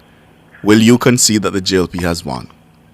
The People's National Party, Ricardo, has won the local government election. There is no concession to make to the Jamaica Labour Party. Listen, we went into battle for 30 municipal corporations and you have not come out of that with the majority of that. This is the most basic form of math. Corporations and one municipality. No, Cleveland Tomlinson. The ECJ has not. No. And you're not going to mislead the listeners. The ECJ has not counted Portmore as a separate municipal corporation. The official results. No. It doesn't matter what the PMP has generally done. The official electoral body, in releasing its results, has not accorded that municipality a separate status. And therefore, Cleveland, and I know you to be a fair-minded young man, it is incorrect, disingenuous even, for you to attempt to do that. It is not, Ricardo. Absolutely not. So the PNP knows better. The PNP knows better than the ECJ. It is larger. It is larger. So the PNP knows. So the PNP knows better than the ECJ. Is that what we're to accept from you? The People's National Party went in with fewer municipal corporations and it came out. And has not come out with the majority. It has not come out with the majority. Why can't you concede that? Popular vote. On all the important variables, the People's National Party has done well. We have won the local government elections. There is no concession to be made. And it is our responsibility to tell the listeners that the official final count is 7 JLP, 6 PNP. Yeah. Based on what you've been hearing, Jermaine, should the EOJ be considering any sort of change to the metric? The traditional metric, as you heard Ricardo saying, is the number of municipal corporations won. This morning we're hearing from the EOJ the final results 7-6. Should they be considering any change to the metric to bring in popular vote, number of divisions won, into how they determine who is the overall winner? Well, first of all, I think it's something to be thought about, but in as much as right now the standard set by the ECJ rather, is that, it's the number of municipalities one that determines the winner of the election, then I think it's quite simple. It's clear, emphatically so. We don't take the standards from the People's National Party nor the Jamaica Labour Party. They have their interests and they're standing by their interests. They're sort of blinkered in their definition as to what constitutes the win. And we understand why that is the case. And so we must resort to an objective standard entity like the EOJ, the ECJ, to make that determination. Now, the question really is, should there be a consideration of other factors? When we had the United States election between Donald Trump and Hillary Clinton won the popular vote. Donald Trump was ultimately declared the winner and lead president of the United States. So it is not unprecedented that a party wins something like the popular vote and ultimately loses the overall objective of state power and so forth. Another thing to note is local government is unique in as much as the authority exists at the municipal level. Outside of that, you go to central government. Central government is not local government. Central government, though, has a sort of an overarching guidance and governing force over the municipalities. But divisions don't in and of themselves, nor does the popular vote have much of an effect. It is the municipalities that make policy and drive what takes place within the respective parishes. Yes. So it's clear. It's simple for me. Not so simple for you, though, Cleveland. Ricardo, I maintain that we went into the even in the face of that very good explanation from Jermaine, you're going to even in the face of that very good explanation just now, you're going to maintain that you think the People's National Party has won. There are 13 municipal corporations and 1 municipality. We have generally, over the years, accorded victory in a municipality to the party that controls the chairmanship of that municipality. The People's National Party, coming out of this election, will control the chairmanship in 6 municipal corporations and 1 municipality. That is equal to effectively controlling 7 municipalities. That is equivalent to the 7 of the Jamaica Labour Party. Jermaine, I heard you coming in. If I may. All right, Sandre, then Jermaine. Go ahead, Sandre. Well, this conversation, I think, is quite simple, and we have to just move away from the conversation that makes it a bit confusing for the Jamaican people and the listeners about math. It's 13, right? It's 13, and then there is an elected mayor, but that's already counted in St. Catherine. This idea of double counting that Cleveland is purporting is quite disingenuous, if I say so myself. And when you look at 2016, the numbers were 8, 4, 1. 8 plus 4 is 12, plus 1 is 13. That's how the election is reported. It's on the ECJ's website, JLP 18, PNP 14, and there was a time St. Thomas for 1. When you look over the years, back to 1824, The popular vote in the U.S. presidential elections was Jackson, had 42%, but the winner of the elections was Adams, and he had 31% of the popular vote. Jermaine explained it clearly. The popular vote can equate to a division in Kingston and St. Andrew having a great number of votes, but it does not mean that they have the most number of divisions in the municipal corporation. And that's simple as it is. The idea that the PNP overperformed, yea to the PNP, and the idea that the JLP underperformed, it's obvious that's what we are seeing, but 70 means the JLP won. And that's a simple, clear definition, clear math, and I don't want us to go down this road of confusing and asking Cleveland continuously to try and give his narrative, because it doesn't help. And Cleveland, based on what you're doing, you've elevated Portmore to a parish, which I understood your party to be at the least reticent about. Cleveland? No, we've lost Cleveland. Oh. Jermaine? Yes, I think we've exhausted. Yeah, let's move beyond the math now, because I think the math is clear. What does the Jamaica Labour Party now have to do? Because clearly, there was some ground lost. As to why that ground was lost, that's the question to be assessed. But from where you sit, what do they have to do now going forward? We have a new kind, a new breed of voters, electors. You hear concerns being bandied about and concerns that frighten me about, voter buying and so forth. But I think the undercurrent behind that, even that narrative, is the fact that the electorate are demanding more and they want things of their the people that they're minded to vote for. And so what the Jamaica Labour Party needs to be seriously considering now is, even as it contorts and configures the budget, I don't know the extent to which there's time for them now to tweak it, but there is a contention that the JLP is fixed on doing things like paying down the debt and being sort of deeply committed to that.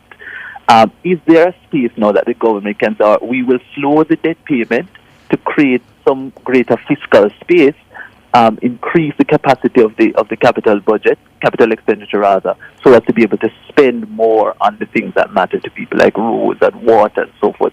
Yes, the Spark program, the $40 billion Spark program over 2 years, that's good, but that might not be enough, quite frankly, because people are also critically concerned about the lack of water and other amenities within their communities, and they're demanding solutions to those problems. No, the era when people would have been patiently waiting and faithful to their political leaders have gone. And Sandra, if the government were this month in the budget debate to accept that idea that slow the pace of debt reduction so that you can spend more, couldn't the PNP credibly say that was our idea all along? They could, and what's interesting is that I don't believe the government will do that. I think the finance minister has been on his path of fiscal responsibility, and they will maintain that, because following the PNP's idea right now will impact the gains the government has made. As a matter of fact, they've outdone themselves in this fiscal year as it relates to debt repayment. So I think they really need to focus on ensuring that they arrange the budget in such a way that they keep that fiscal responsibility, while at the same time meeting the needs of Jamaicans who over time would have been feeling the impacts of inflation and all the other supply chain issues. And that's what they need to do in a moment like this. Yeah. We're up on another break. Gentlemen, stay with us. Take the break and come back.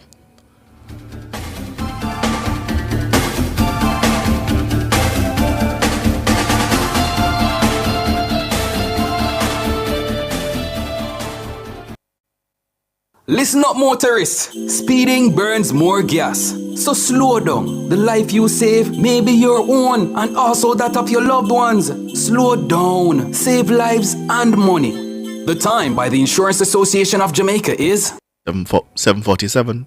At Hawkeye, our mission is to deliver cutting-edge security solutions to help you keep track of the things you value most. The temperature by Hawkeye is 26 degrees Celsius in Kingston, 24 out west in Montego Bay. Jumpstart your fitness goals with Express Fitness. Sign up today and restart your fitness journey at an Express Fitness location near you. Enjoy safe, comfortable, and well-equipped gyms from 7 a.m. to 8 p.m. daily. Call 554-5180 for a full listing of our open locations. Express Fitness. Express Fitness. Your goal. Our mission. Time to pay your tax? Relax! You've got this with your Sagicor Bank Business Credit Card. Use your Sagicor Bank Business Credit Card to pay your taxes and get a 1-month payment holiday. New cardholders get first-year annual fee waived. Plus, you get up to 55 days interest-free and earn unlimited reward points every time you spend. So when you're ready to pay your tax, relax! You've got this. Use your Sagicor Bank Business Credit Card and enjoy the best rewards ever. Conditions apply.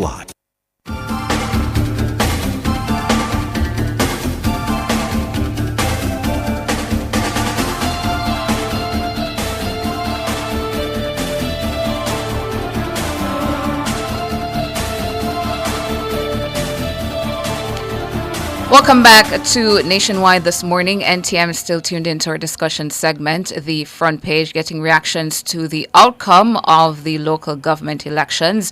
The dust has been settled now. The EOJ has made its final announcements following the final counting and the results. The JLP has won the local government elections 7 to the PNP's 6 municipal corporations. Cleveland, back on the line? Yes, I'm here. What next for the PNP now? We will continue to do the work in the communities, in the divisions and the constituencies. We believe that there is more that the administration can do. And what we have done is really tap into the discomfort that the people are experiencing. If you look at it, the misery index, we started as a kind of misery index too. You know, it's very high. If you look across the country, people are dissatisfied with the administration's response to quite a few of the issues that are very pronounced in the public domain. What we will continue to do is to ensure that we amplify those issues and we continue to be a voice. But isn't that a politics of just grievance and discontent, though, Cleveland? Because if you're seeking... Now, let me finish the question. If you're seeking to simply amplify people's misery, and that is the strategy, who wins in that situation? You didn't allow me to finish, Ricardo. There are two responsibilities of the opposition, and that is to, one, identify the challenges, amplify the issues, hold the government accountable. Generally, that comes under one. And secondly, is to make policy prescription ideas that resolve the issues. We have made a few. We'll continue to make a going forward and heading into the elections. You will hear from us in the budget debates coming up what are our solutions to quite a few of the economic challenges that we face right now. So our style of opposition is not simply to highlight challenges and leave it at that. Our style of opposition is to, one, identify the challenges and make corresponding policy prescriptions to respond. And we have done that. One of your policy prescriptions is to raise the income tax threshold to $3 million. Your party leaders asked the Prime Minister to explain to the Jamaican people how the government would fund 1.5, what the Prime Minister has called 1.5 2.0. How will your party fund it, raising it to $3 million? Right. So you're going to hear from our party leader in the budget debate. Shouldn't you have said that, though, before asking the Prime Minister for how he will fund his? It's a legitimate question that the opposition leader asked of the Prime Minister. And it's also a legitimate question to ask the opposition leader why he has not explained how he will raise it to $3 million. Here, Ricardo, you have to allow me to answer the question if you ask me the question. Yeah, no, but you're not answering. You're not answering directly. You're sort of going around it. So I just want to keep you on track. I am not. I've explained to you that, one, we are going to pronounce in our budget debate, and you will hear from our opposition leader how we have decided to fund that increase. But it is an important question that the opposition leader asked of the Prime Minister, because if the Prime Minister is to come with the same kind of trick that he brought in 2016, then it's really not going to work. In 2016, the Jamaica Labour Party presented the increase in the income tax, said that there would not need to be any increase or any taxes to fund that. That was not true. What the administration did is that the administration took $30 billion in indirect taxes to fund the income tax at that time. Goods that were not taxable at the time. And so can you say to us this morning that the People's National Party will not fund this by indirect taxation? The People's National Party has a strategy of how it will fund the income tax. And that will not be by indirect taxation? You will hear that from our opposition leader. The budget debates are coming up, and I certainly don't want to speak before the opposition leader. But while we're on reasonable questions, while we're on asking reasonable questions, let me just go back to the question I asked originally, which you said you were going to answer but didn't answer. Why didn't the opposition leader, at the time he asked the Prime Minister to explain how he would fund his proposal, tell the Jamaican people how he would fund a seemingly more expensive proposal? The administration is the government of the day, Ricardo. No, Cleveland. No, that's a cop-out. That's a cop-out. That's a cop-out. No, Cleveland, that's a cop-out.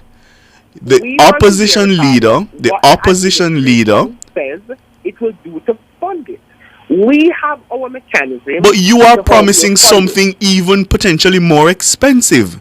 Don't you then have a duty at the point that you've made the promise to tell the people in the same way? And I agree with you, it's a reasonable question, but don't you bear the same burden?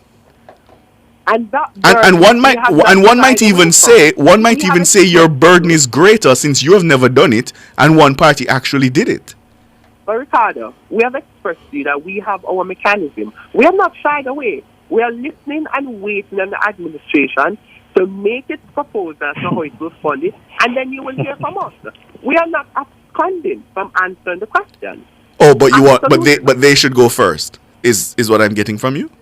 The administration, Ricardo, is the administration of the day. And you are seeking to wrest power from them. And you're seeking to wrest power from them. No?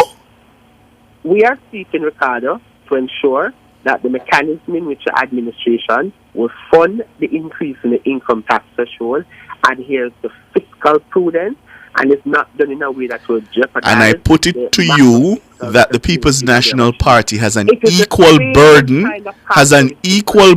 and should have put on the table how it intends to fund a promise that was potentially or is potentially more expensive. The mechanism is there, Ricardo. And at the appropriate time, when the opposition leader or Julian, in his budget presentation, at the appropriate time, we can espouse that. But we have costed it, and we have. So this is policy by gotcha, essentially. No, Ricardo. It is simply a responsibility of the administration to present the idea in as much as they are the government of today. You know, one of the challenges with the administration over the course of its time in office is that the People's National Party, they would have ridiculed the People's National Party for not having any kind of ideas, etc. We make proposals, and then they co-opt those ideas, and then they continue to berate the People's National Party. But certainly you're not saying that the increase in the income tax threshold is one that was co-opted from the PNP, are you? And we will make our recommendations thereafter. Just to be clear, you're not saying the increase in the income tax threshold was co-opted from the PNP, are you? No, I'm not saying that. Absolutely, I'm not saying that. Okay. What I am saying is that over the course of the existence of this administration, we have seen where they have co-opted ideas initially supported by the People's National Party, and that is after they would have berated the People's National Party for not having any kind of real policy ideas. Okay. Well, can I jump in here? Go ahead, Jermaine. Yes. First of all, I'm actually astounded that Cleveland, who I know to be an astute and competent debater, he ought to know that a policy requires mechanization from anyone the policy come, anywhere the policy come from. So the opposition has come out and said, well, they want to raise it to $3 million. Yes, we need to see how it works. We need to see the mechanism behind that, how it will be paid for. That is an absolutely legitimate concern and question that the Jamaican people have. It's not persuasive to just pull a figure out of the cap and say, we will do this. Right? That's not persuasive at all. The concern I have is that, and this is a part of how we do politics in this country, we leave a lot of the details close to when it is that people ought to make decisions. We saw it in the last local government elections where the manifestos came out in one instance 4 days before, and another a day or two before, right? That nobody can really digest, interrogate, and understand the issues enough to make their decisions. And so what it amounts to is just taking the people of Jamaica for granted, right? It is terrible that political leaders continue to do this to Jamaica. But my real interest, Ricardo and Todd and listeners, is to see how it is that we will grow the economy. You see, all these things that need to be done within Jamaica, we can tinker around the edges and shift a little money here and there and do all of those trade-offs. But invariably, once you take money and put it elsewhere, the person or the group or the entity or the sector that you're taking it from within the budget, they are going to start screaming. That's not a way to run an economy. I want to hear going into the next budget debate, what are the growth inducement measures? We have a Ministry of Industry, Investment and Commerce, yes?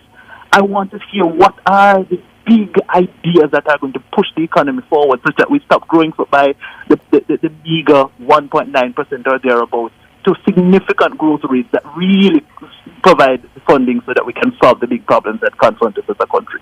That's the conversation I believe that we ought to be having. Yeah. Sandre, I'll give you the final word. Well, Ricardo, there has been a lot of words being said. The focus was less so on the promises being qualified by the People's National Party and more so what the prescriptions are for the Jamaican people.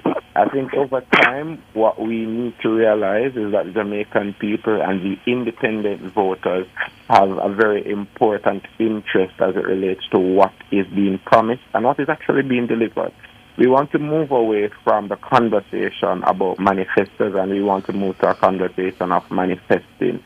So as both parties would have seen that there has been some shift into how voters are moving as it relates to how they vote, that says that we need to elevate the political conversation to a conversation of action, and we saw action with the Dennis and Warmington case recently, and more of that is what we want to see. We want to see whomever wins that there is actual action on tackling crime, actual action on tackling corruption, and actual action on economic growth. The Jamaica Labour Party over the last two administrations, they have done well with the economy, but the economy alone won't cut it. There needs to be more. And if there's a policy prescription from the PNP, they need to show Jamaica as well that they're serious about whatever policy prescription, so they can't just come and say it. They also have to indicate how will we do it.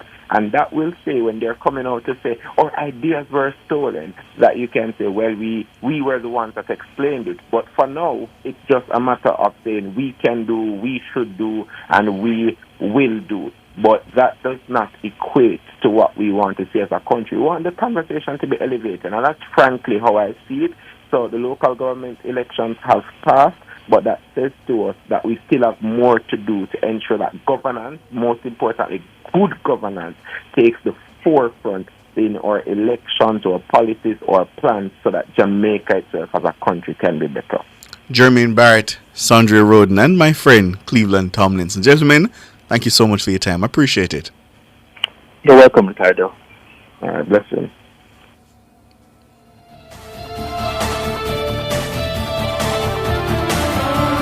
Front Page was brought to you today by ABC Electrical Sales. For a better choice in the electrical business.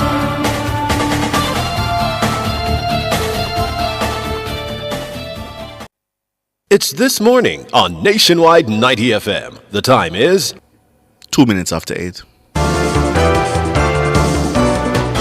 From the mountainside to seaside, countryside to townside, inside and outside, it's across Jamaica this morning.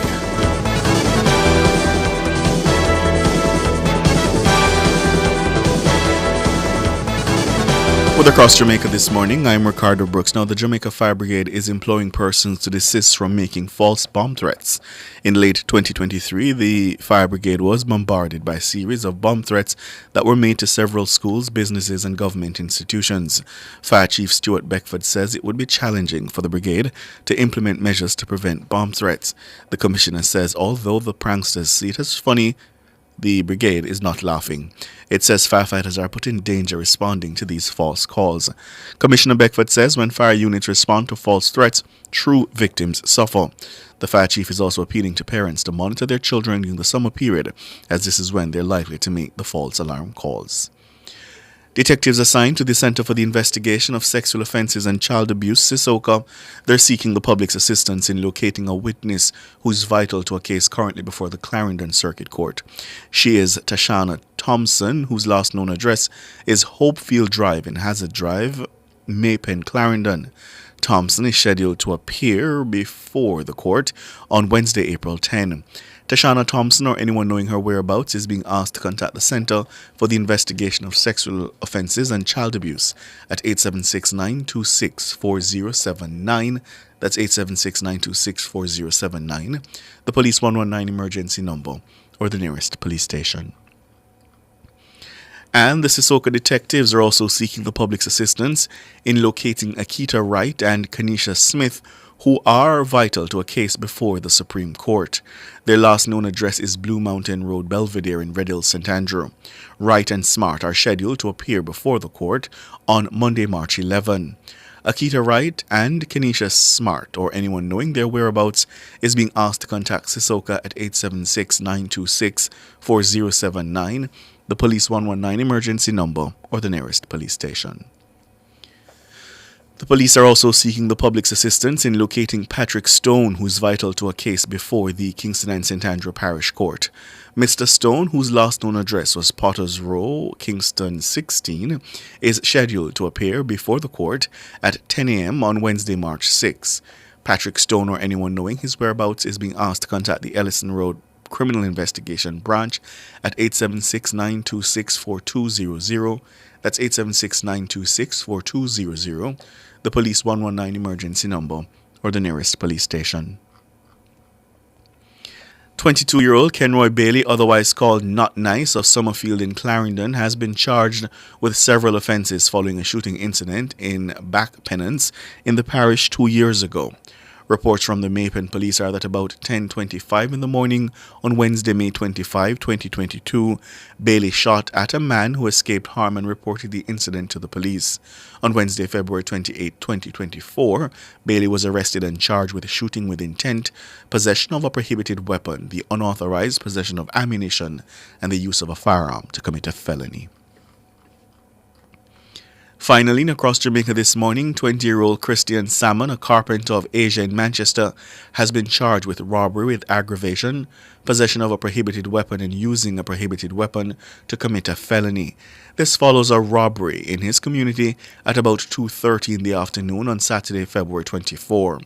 The Manchester police report that Salmon went inside a bar, pointed a handgun at a woman and ordered her to get on her knees. He then smashed a poker machine and removed all the cash.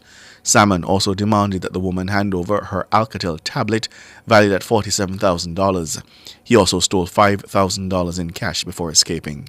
He was later arrested and charged. That's Across Jamaica this morning. I'm Ricardo Brooks.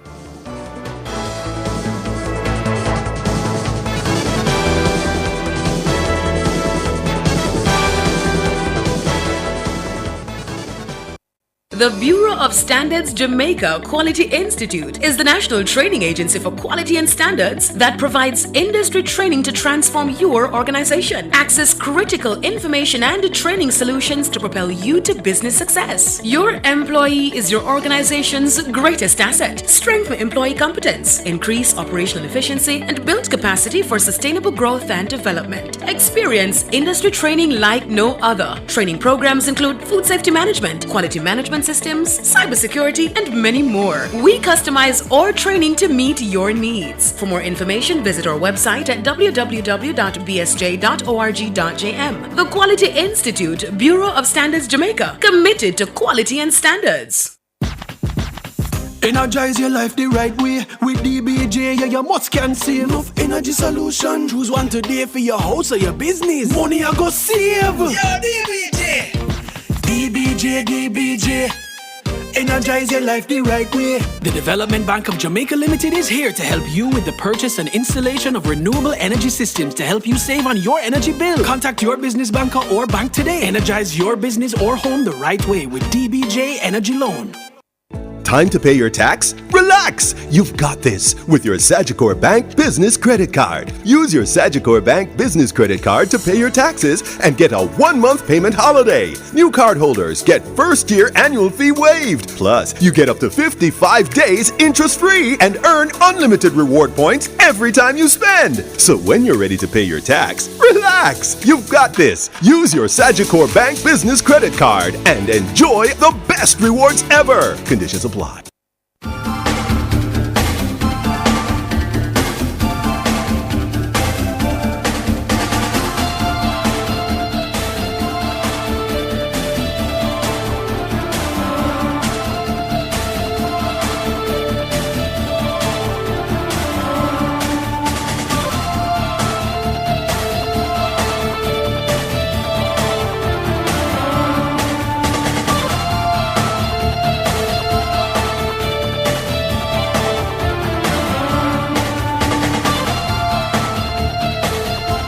Welcome back to Nationwide this morning. So Kia has been Jamaica's fastest growing automotive brand. It comes as no surprise that it's a globally awarded brand who actively listens to their customers on their wants and their needs. Kia continues to adapt and evolve their brand and models to include the best of everything: technology, convenience, and safety features, legroom and cargo space at wallet-friendly prices that guarantees value for your money. So today we're featuring the Kia Sorento, and I'm being joined by Kia's sales executive at the Kia Kingston branch, Marion Binder. Good morning to you. Good morning, Tony. How are you? I'm doing good. How are you? I'm fantastic. Thank you so much for having us here. Thank you so much for joining us here on Nationwide this morning. So, Marion, tell us about Kia. They seem to be everywhere on the road these days. Well, that's absolutely right, because, you know, we are the second best brand in the country right now for the last 2 years running. So everywhere you turn, you're going to see a Kia, whether it's the Kia Sonnet, the Seltos, the Karens, the Sportage, and even the biggest and the baddest, the Kia Sorento. Mm-hmm. And the latest Kia that you have is the 2024 Sorento. Could you tell us a bit about the features? Sure thing. So the 2024 Kia Sorento, it was the award-winning SUV of the year in 2021, and it's still one of the best 7-seater units that we have out in the market right now. So for larger families, hitting the street, the brand new Kia Sorento is packed with a host of features, coming from the 360 3D reverse camera system, lane keep assist, blind spot collision warning, avoidance systems, and assistance. This unit checks all the boxes from safety to technology, innovation, and last but not least, it's striking in bold styling. Good morning, Marion. And you mentioned large families, would gravitate towards the Sorento. Who else would take an interest in this car? Can you repeat the question? Right. So you mentioned that large families, may gravitate towards the Sorento. And I was wondering, is there any other group or demographic that you're targeting with it? Of course, we're targeting not only the larger families, but persons who want a bit of the space, want higher ground clearance, because the Sorento SUV is a bit larger, higher off the ground, great ground clearance. It also has great features for anybody who's more tech savvy, into technology, want more of a premium finish. The Sorento will check all those boxes. Yeah, and you talk about the ground clearance. Obviously, we have a history in this country of some not so nice roads, so that should assist, eh? It definitely will. And powering through some, terrain, the Sorento has a 2-wheel drive option and a 4-wheel drive option, as well as different terrain modes, which the terrain modes are sand, mud, and snow. Yeah, Kia is known for some safety features of their vehicles. I was reading up on some, for example, on the Sportage Tonner. If you don't want to buy me the Audi, you can buy me the Sportage. But just I say. But no, so the Sorento, safety features, talk to us about those. The The Sorrento safety features, honestly, chef's kiss. Everything about it is amazing. As I had mentioned earlier, the avoidance collision warning system. So if you are driving and something runs out into the road like a ball or a child or another car, the car will beep and then gradually stop you in that motion before any collisions. If you are changing lanes and there's a lane in the road, the car will drag you back over or even warn you to say, hey, look behind you, check it out. That's right there. Especially if you're changing lanes again and you have on your indicator, your complete infotainment display will let you know what's behind you before you change over. And the colors. So my Kia is the Sportage. That's the one I like. Do you have one? I don't have one. Tana is supposed to get me one. But Tana, she's not. I'm being set up, Mario. Yeah, she's not.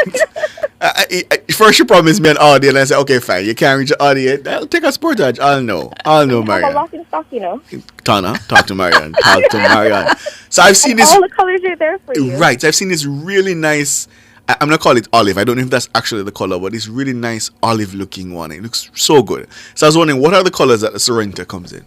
Well, before we get there, the pewter olive is only available in the Kia Seltos. Oh, okay.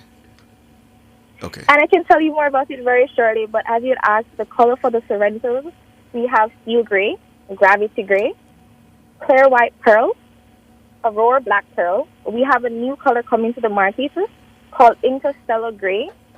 I haven't seen it yet, so I know everyone's just as excited to see what this color would look like, but based on the photos, it is a cross between silver and chrome, or even like a bronze. So once it gets there, we publish it out and everyone can see what the new color has to offer. Okay, nice. And if someone is listening now and they're interested in a 2024 Kia Sorrento, what do they do? All they have to do is you can visit us at 1C3 Oxford Road or Block C, Fairview Plaza, Montego Bay, between the hours of 8 to 5 p.m., Monday to Friday, to speak to any executive. And you can also schedule your one-on-one test driving experience. Also, persons can visit us online at aprilautomotive.com to learn more about our SUV offers. Just fill out the form, and a Kia sales executive will contact you within the hour. Or you can just reach out to me, Marion, for your best deals at 1-876-564-5449. Marion, repeat that for me because I didn't see Tana writing down the number. So just repeat that for me, please, one more time. Sure thing. So my number is 1-876-564-5449. And what about socials, Marion? Any socials if persons want to go over and take a look at what you have on offer? Of course. So our Kia handle is Kia Jamaica, or you can find us at ATL Automotive. So at Kia Jamaica or ATL Automotive, or my personal one is Marion, Marion, Binda, Binda _Kia. All right, she wrote that one down. She got that. She got that I'm one. going to be selling your sported version. I would hope so. Fingers crossed. Holiday season. You can hit the road in style, right? That's right, Marion. That's right. So, Marion, for persons who are listening now and they're wondering about, their pockets, the price range, what are we looking at for 2024 Kia Sorrento? Honestly, that's a very loaded question because right now, all of our units at the Kia location, we have some really great deals on them. When I say that, they have cutting-edge features, innovation, and incredible savings. Right now, any customer that wants a car, from now until April 2024, we are thrilled to offer our customers free insurance. That's what I said.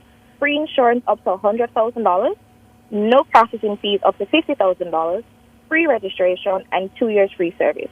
But of course, the Kia brand, that's not all. We're going to give our customers a lot more. So we're going to give them 5 years manufacturer's warranty, 2-year roadside assistance, free tinting, and of course, your first full tank of gas is on us, whether it's diesel or petrol. We got you covered. So we're going to give you incredible savings, great promotional features, and a wonderful SUV to drive out before the end of 2024. Nice. So that's the 24 Kia Sorrento available from Kia, yeah? And you can link up with Marion Binder, a Kia sales executive at Kia Kingston, to get your hands on one. Thank you so much, Marion. I appreciate your time. Thank you so much for having us, and I look forward to handing over your Kia Sportage Listen, before the end of 2024. as the show done, Marion, me I tell her to call you. As the show done. Thank you, Marion. You're so welcome, and thank you again. All right, that interview there sponsored by Kia, the 2024 Kia Sorento.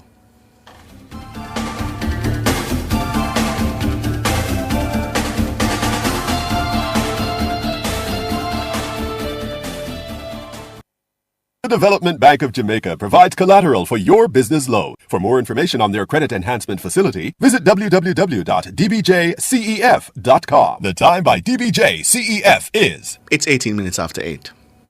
Need equipment rental, repair, or sales? The Contractor Center has you covered.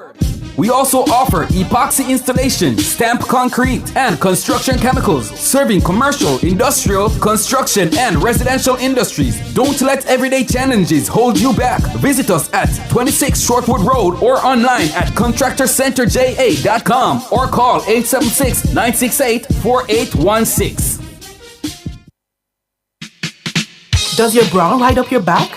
Do your shoulders hurt from carrying the weight of your breasts? These are signs of an ill-fitting bra. When was the last time you were fitted by a bra fit specialist? The bra experts at LaBelle Femme will take care of you. Drop into the store at 53 Lady Musgrave Road, Tuesdays to Saturdays from 10 to 5, and you will see the difference. Or call 876-622-6091.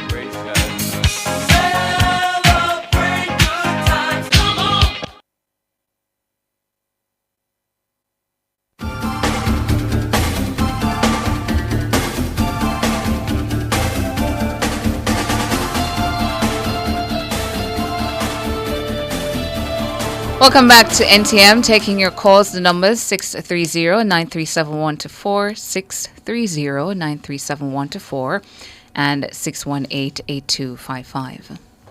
Richie, first call of the morning. Good morning. Good morning, Tana. Good morning, Rico. Good morning. Cleveland need to accept defeat for peace sake and move on. The PMP supporters on the street, they are very bitter, did not accepting defeat. Tuesday, I was in Waterbury, and I sit at the liquor place where I always sit. And a man drive up. He said Saga killed over 600 people in 1980 during the election. And it seems like we have a killer some PMP, some JLP this time to election. I'm sorry? What? He said Saga killed over 600 people in 1980 during the election. Richie. And it seems like we have a killer some laborers who win general election. Richie, why was I trying to get me in a problem? Huh? Why was I trying to get me in a problem? Getting in a problem? Why was I trying to get me in a problem? No, me not get a problem. Just what I'm learning. You can't get in a problem. We have to get a problem. I'm not saying you to say what's the point? What's the greater point? The point I'm making. But Cleveland is saying to accept defeat to save the JLP supporters and the PMP from getting into conflict because they're not accepting it. But let me ask you something though. Let me ask you something. The PMP, because you hear Cleveland and his spin is that boy them win the popular vote and them win the majority of the divisions, so you know them feel good. He said they're heartened by it. Why shouldn't they be heartened by that? I'm not saying they should be heartened, but I'm saying what he need to accept that they're not the one that really win the election. All right, but do you accept that your party has not come out of this in the best possible shape? You accept that? Okay. Well, why not? All right, cool. All right. I'm not finished yet, brethren. I'm saying no. There's a little shop there where I always sit, spend thousands of dollars with this over years, and here see them passing, and they really cost me that room like dog, you know? Because you know, Mr. Labor, listen, I'll just tell you what's taking place and everyone, brethren. Mm-hmm. My mother always tell me to follow food to become like them. And she always tell me, say, you take to make a quarrel. I'm saying that the people on the street, both the people supporting the PMP party are not accept defeat. And it can be a problem, so I'm encouraging them to accept defeat and cause peace on the ground. That's my point. All right, Richie. Yeah. Good morning, Cleveland. Good morning, sir. You hear my name? Yeah. What I hear my name say difficult. But I want to tell him we're not buying no more pussy in a bag. Okay. And that is what they're going around and putting in the people brain. Well, he says you'll have the details in the budget debate. Huh? He says you will have the details in the budget debate. That won't be long now. Well, all right. Let us see. But I get the feeling, say, we then go and think we must buy pussy in a bag. And because it's happened already. You see? It's happened already. But I'm difficult though to just admit that the JLP has won the election. Now, how him want to put it?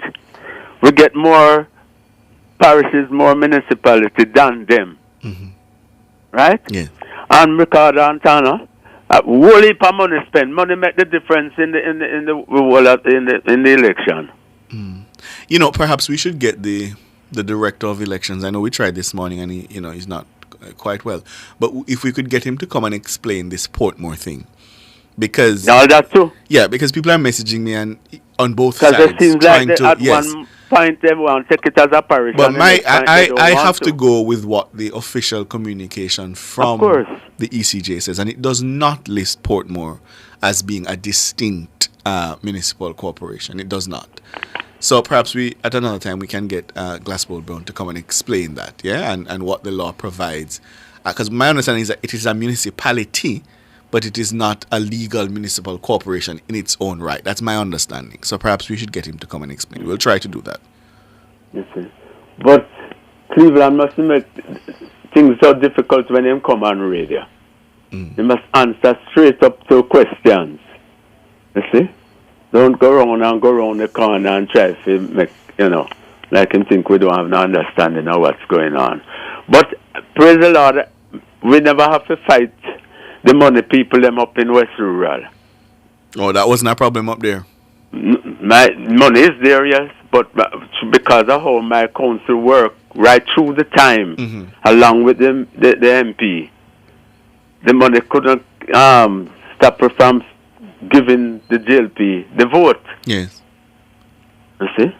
So why you think the JLP vote fell from 2020?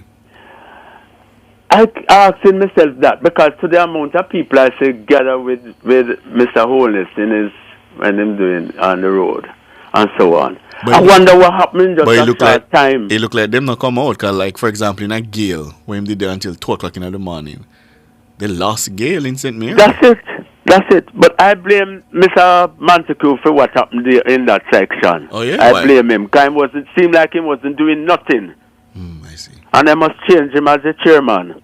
Of the party? Never do nothing in a St. Mary, his parish. You see? And I'm glad to hope that Mr. Holness could have come help him. While him there wasn't doing nothing. But what did the government do for St. Mary that the people would want to return the councillors though, Cleveland? Sometimes I'm not hearing, you need to turn up that machine on having that. I'm saying, what did the government do for the people of St. Mary such that the people should have voted the councillors back in? I don't think you seem to be blaming. You seem to be blaming. They tried their best to do what they could do because remember, the PMP had most of the seats in St. Mary at the time. And the government come in, and when Mr. Dunn come in, remember that they fixed that long bridge that people used to walk through the river to get over on the other side. Here's what I'm wondering though, Cleveland. Infrastructure, there's obviously a lot of infrastructure development.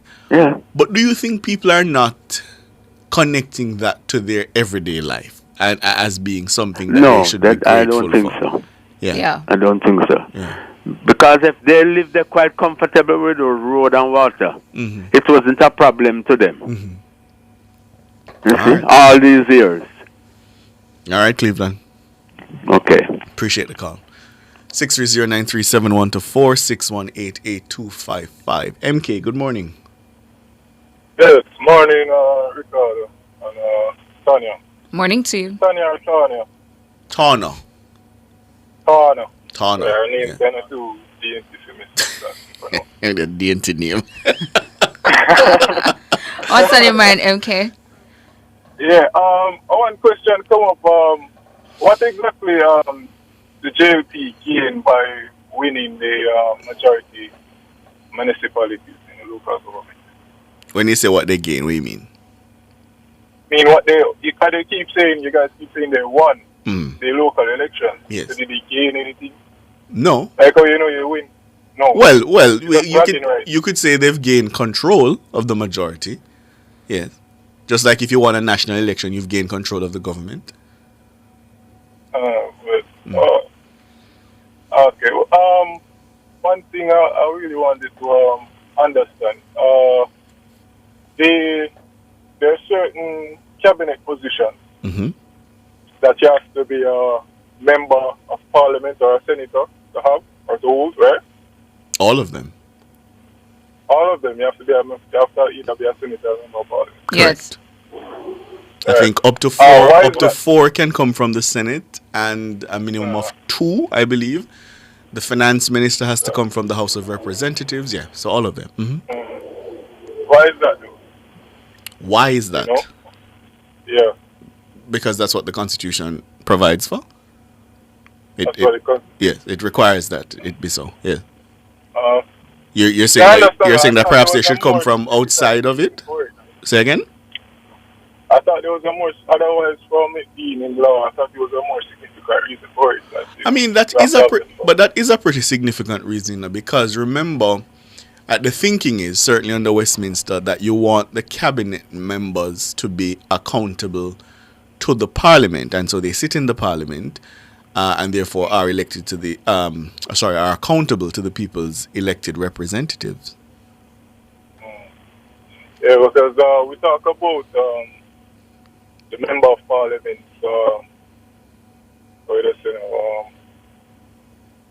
track record in their constituency and how good they work in their constituency. If I can use Nigel Clark as an example, we all can say he's a very good minister of finance, but for his member of parliament position in his constituency, I'm not sure if we could say the same. I don't live in it, but I think his constituency is by Patrick City, I think.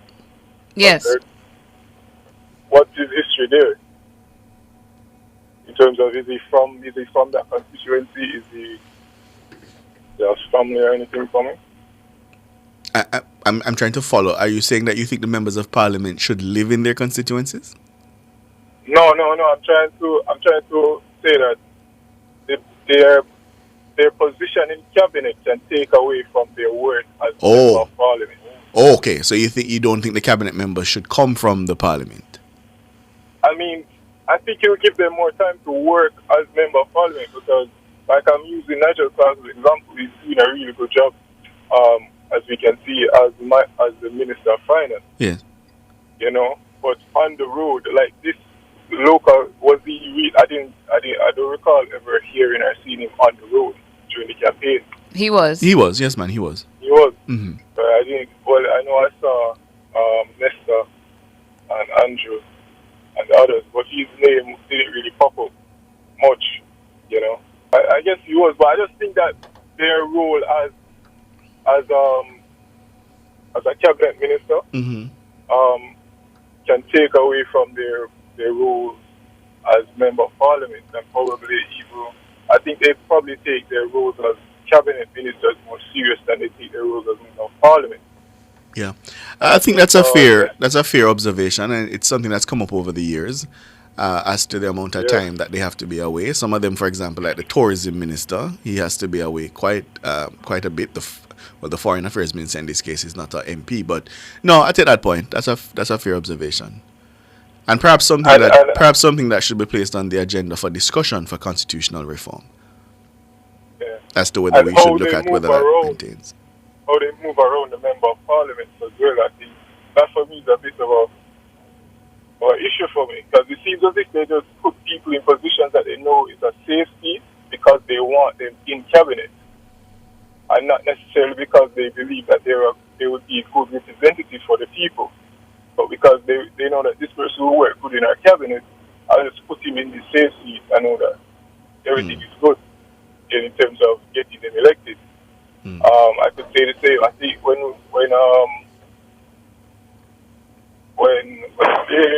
Crawford went up against Anne-Marie Vaz, Mrs. Anne-Marie, because Crawford was basically a stranger in Portland. You know, he wasn't from there, he had no history there that I recall. And Anne-Marie Vaz, who had history living in that constituency in Arrowsville and also holding the next one, you kind of understood why she was there. But for Crawford, I didn't understand why the PNP put him there, other than at the time I think he was the vice president, and they just want the vice president to have a seat. Well, I think he was a high-profile candidate, and they thought they needed a high-profile candidate to take on Mrs. Vaz. But we appreciate the call, MK. Yeah, man, because all the people are waiting. Thanks for the call. 630-937-124, 618-8255. Faithful, good morning. Good morning, Tana. Good morning, Ricardo. Morning to you. Wonderful. The message that Cleveland was, I think in my view, where the problem lies, they having the cake and eat it at the same time, at the after time.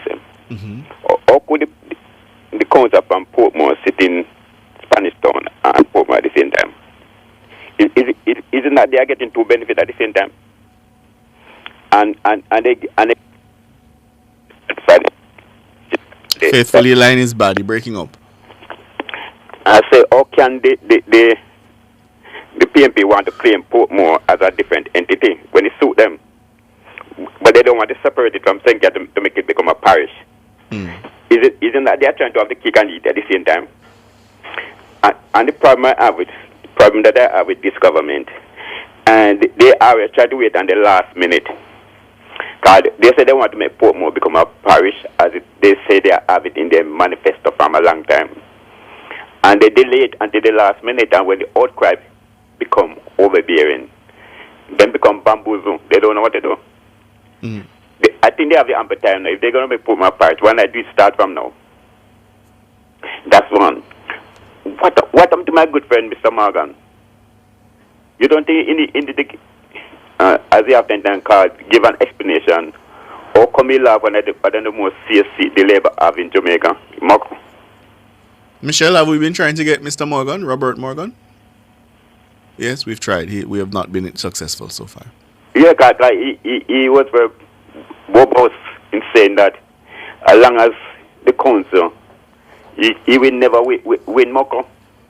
Yes, he did say that. And he don't barely win. He win very convincingly. Yes. Yeah. So how would you explain that? And I think the problem is that this party, this government party, they sit back and allow the opposition to run rope around them, and they start to campaign at the last minute. I think you guys asked Mr. Morgan sometime, how comes they are not out on the road? They say they have a different strategy. Obviously, the strategy doesn't work.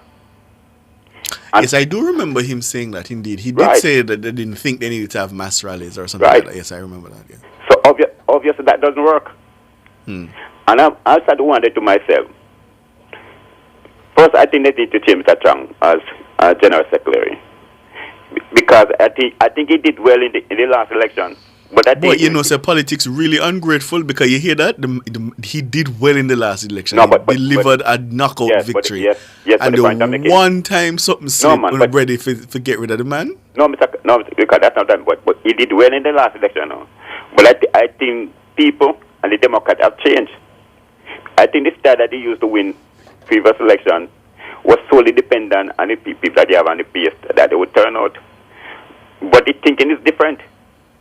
And in my view, time that it should have taken to place people as council. Why people were placing people, they would just sit back and relax and say everything's all right. So obviously, in my view, he lost mettle of when to place people and to allow them to climatize with the people that is there. Because if you look, that is one of the main reasons why they say they are lost, because they were not familiar with the people enough in their consequence where they're supposed to be. So a lot of things they have done wrong, and I guess he want to keep on the same part that is on. Because if you know what the PNP say now, they're starting for the general election from now. And obviously, maybe they're going to sit back and say the same thing, say they will win. If they don't see there's a wake-up call for them to start place people where people need to be placed and where they need to go, it's going to be the same thing. Well, Faithful, from all the indications we've gotten, they're doing their deep dive. And I'm sure as the changes, if changes should come, we shall see them. Obviously, they're doing their deep dive. But when they do their deep dive, what will they come up with? That's what we're waiting to see. Okay, there you go. Yes. All right, Faithful. Bless you. Yeah, man. Who's next? Gary, good morning to you. Oh, morning, Tana. Morning, Ricardo. Morning. Boy, a couple things quickly.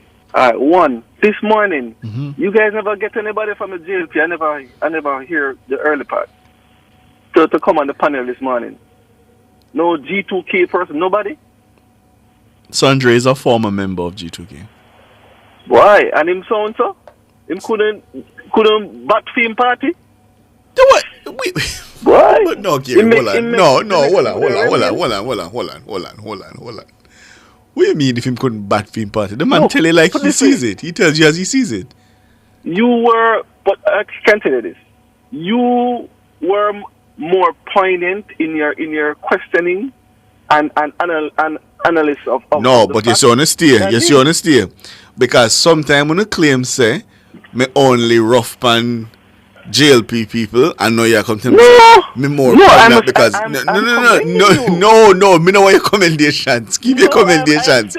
Because the man just say it how you want to hear it. You're vexed. No, it does sound but to me, as I said, really and truly, I thought that you had two independent analysts and one somebody from the PMP. That's what came across. Then what is wrong with one? What is wrong if him presents an independent perspective? Well, nothing wrong with that. Right. Next thing though. Yes. Quickly. Yes. Right? I heard the previous caller before was saying that first I talked about new candidates. That's not what I was getting. Most of the persons that I heard, their gross was that the candidates there weren't working. And that is why they voted for a change. Right? So a lot of the interviews, a lot of the things I heard people saying is that these candidates were there for how much years, them know them 20 odd years, them are candidates, and them don't see nothing happening. Mm-hmm. True. And they voted for a change. Yes. Right? So it's not a matter of new. I doubt they had a lot of new candidates coming. The new candidates were more on the PMP side than the JLP side. Right? Mm-hmm. Next thing, this thing about voting and voting apathy, and there's one thing I can tell you about the optics. Mm-hmm. I think nationwide need to take a stand as to where they want to be, right? No, as to where we want to be, right? In terms of what you want to present about voting, how do you view voting? Is voting a right or voting a duty, right? Because I noticed on Monday it is a right, but it and a civic duty. Yes, right. Yes.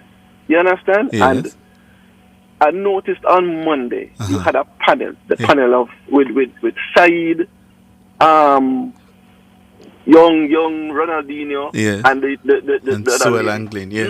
None of them voted. Yes. So but I'm saying you can't. To me, you have to show up for the exam, Ricardo. Me can't come on your program and say, you know what, Ricardo, I read some book and thing and I call myself liar. I have to I have to show up for the exam.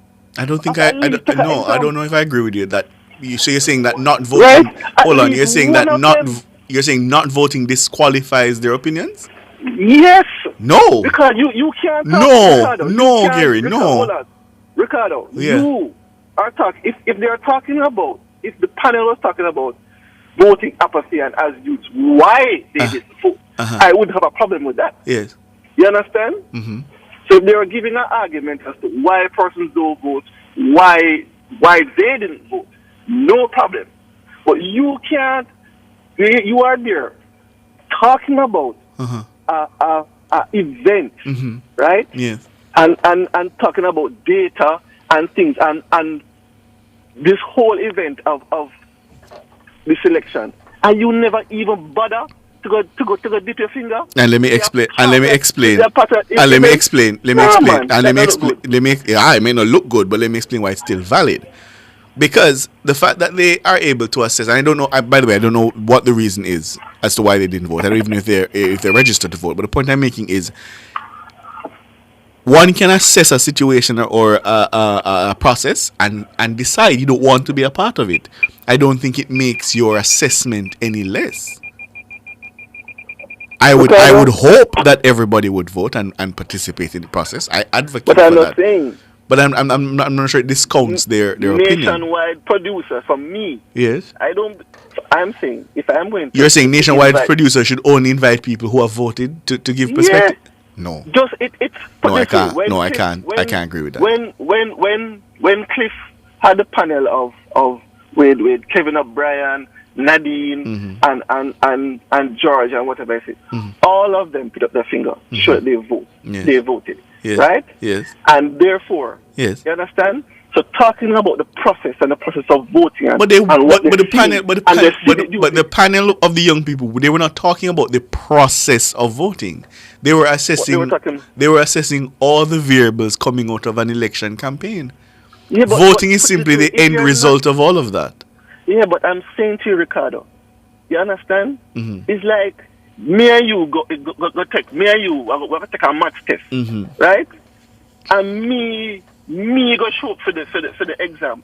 I will come out now with the exam now, and me and you are gonna discuss about this maths test where you never even bother to go take. It don't look good. You see me I say, and you have to have some balance. And the thing is that. But you just said there was balance. You just said the elder panel, the main panel, that they all held up their finger and said they voted. So that's balance. We want what Jamaica needs. Jamaica needs. Not what Jamaica wants. Jamaica needs everybody to come out and vote. Whether you want to vote left or you want to vote right. But what about the people who have a legitimate argument that the system is such that they just don't want to be associated with it? But Ricardo, shouldn't we at least It's like yesterday when the whole Warmington and Meadows thing come up, and you were saying your friends them texting you and say, you see why I don't vote. Right. What you should say to them is say, this is the reason why you should vote. Well, because no, I couldn't say that, Gary, because at the point, the two party them play a sad song. Now that they both acted now, thank God. But at that time, it would have been no better. Where you go? But Ricardo, no better barrel, no better herring. Blue mood, Ricardo, is once in a blue mood, you get a chance to say, to show definitely if you are for or against something, right? Yeah. We all sit down, everybody tweet and them gasp and them this. Gary, I advocate for it. No, I advocate for voting. Is marketing. I advocate for voting, and I think it's important. But I cannot tell you that I do not understand why people would say that system is not something I want to participate But Ricardo, if you stay away from the system and you're not a part of the system, you understand? You can't change it. You can't change it. So how do you respond to their argument that says all of us, me, you, Tana, King, all of we who actually vote, we still have not changed the system? Ricardo, if nobody votes, yes, right, somebody will win. Indeed. Because there's always somebody that way vote. True. There's one vote. True. One vote decide. My brother, I don't disagree with you, but I've taken that decision. Right? But I'm saying I don't want us to just be dismissive of the concerns raised.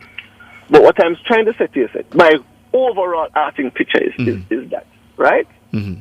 We have, it's only 30% of the population that vote. Yes. 30% is deciding the policies and whatever for the country. And that makes me sad. It genuinely makes me sad. It's sad. Yes. It's depressing, right?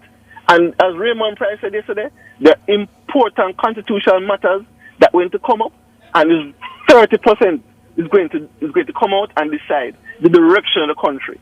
And the rest of us, when go up, the rest of whoever who talk about no better hair, not a barrel, when go to the beach, stay in the sun, tweeting, oh my God, I can't believe this is happening. Oh my God, this person needs to be fired. Oh my God, this needs to happen.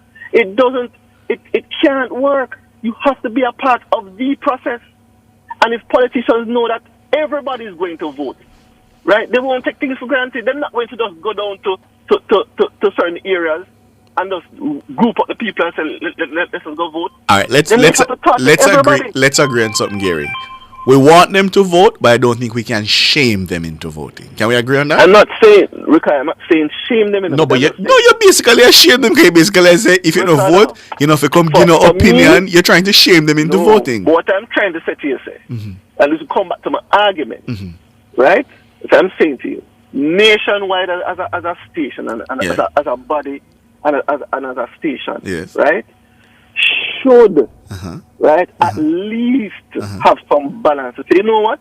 We're going to get a panel of young people talking about elections or whatever. We should have a young person that voted, I didn't understand that. So you're saying that on the panel should have been at least somebody registered to vote, a young person? Yes. Okay, fine. All right. Took part in the process. All right, fair. And explaining. You understand? All right, fair. But you can't have three persons just talking about something that... Wait, Said said he didn't vote? Look here. YouTube are the best thing and the worst thing for nationwide. Because guess what? Now I watch on the TV, I don't see no ink on the finger. I don't see no ink on Ronaldinho. So they actually didn't say they didn't vote, and you are watching them finger. Yeah. Gary, you're the best. Goodbye. Goodbye. And you see, you waste my time with another conversation, yeah? You not even know that was your basis for saying that. Him could have washed it off. Oh my God, Gary. Goodbye, Gary. I thought they actually said they didn't vote. He was watching the fingers.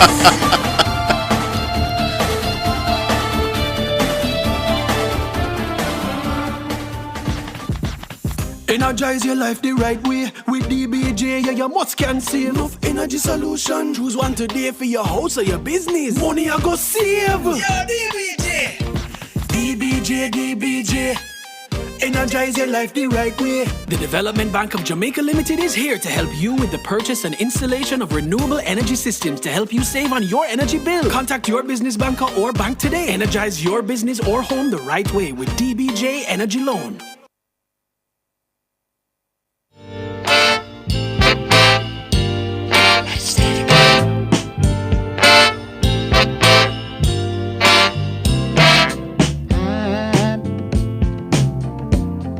So in love with you. Whatever you want to do is alright with me. 'Cause you make me feel so brand new. And I want to spend my life say sing, baby, since we've been together. Ooh, loving you forever is what I need. Let me be the one you come running to.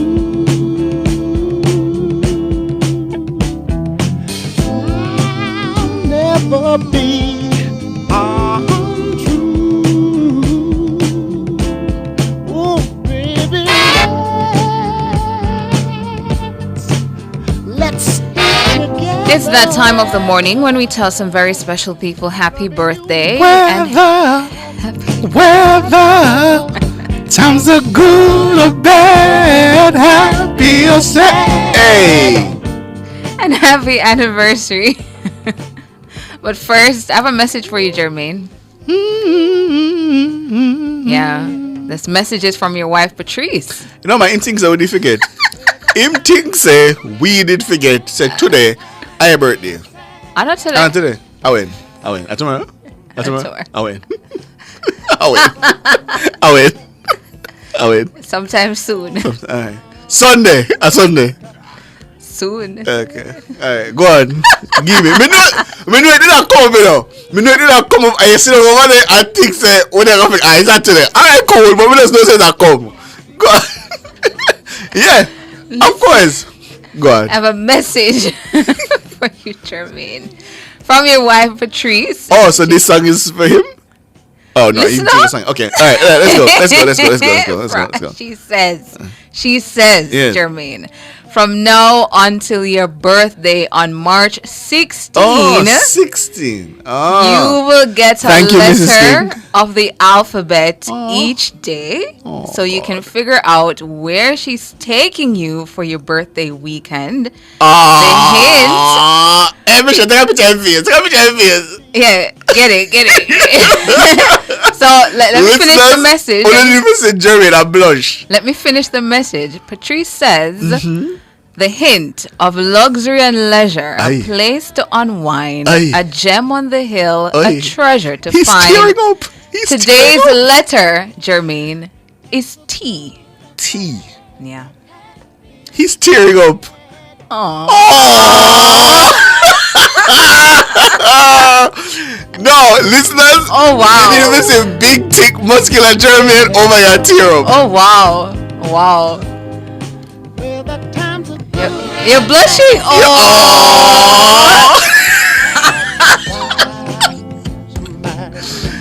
You man, hey, listen. He is blushing bright red, Nora. You love out, bro. Yeah. You love dog, bro. Good morning, Mrs. King. Good morning, Mrs. King. Mrs. King says your letter for today is T. Okay? T. So we'll keep doing this, Jermaine, until your birthday on March 16. Which day is that? It is March 16. Saturday, it looks like. Yeah, it's like a it's Saturday. a Saturday. So you'll get the final letter on March 15, that Friday. You love dong, bro. You love out. Yeah. You little bit of in love. You little bit of in love.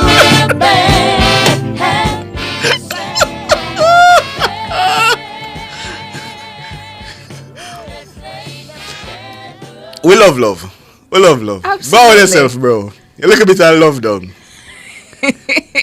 Who else is celebrating a birth? Well, not who else. Who is celebrating a birthday today?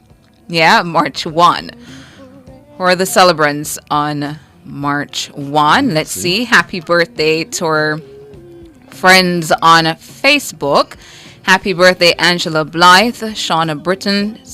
Is this Sanasha Dennis, Shauna Britton? Okay, said that already. Happy birthday to you. Happy birthday as well to Barbara Crooks, Kimberly Morgan or Morgan Kimberly.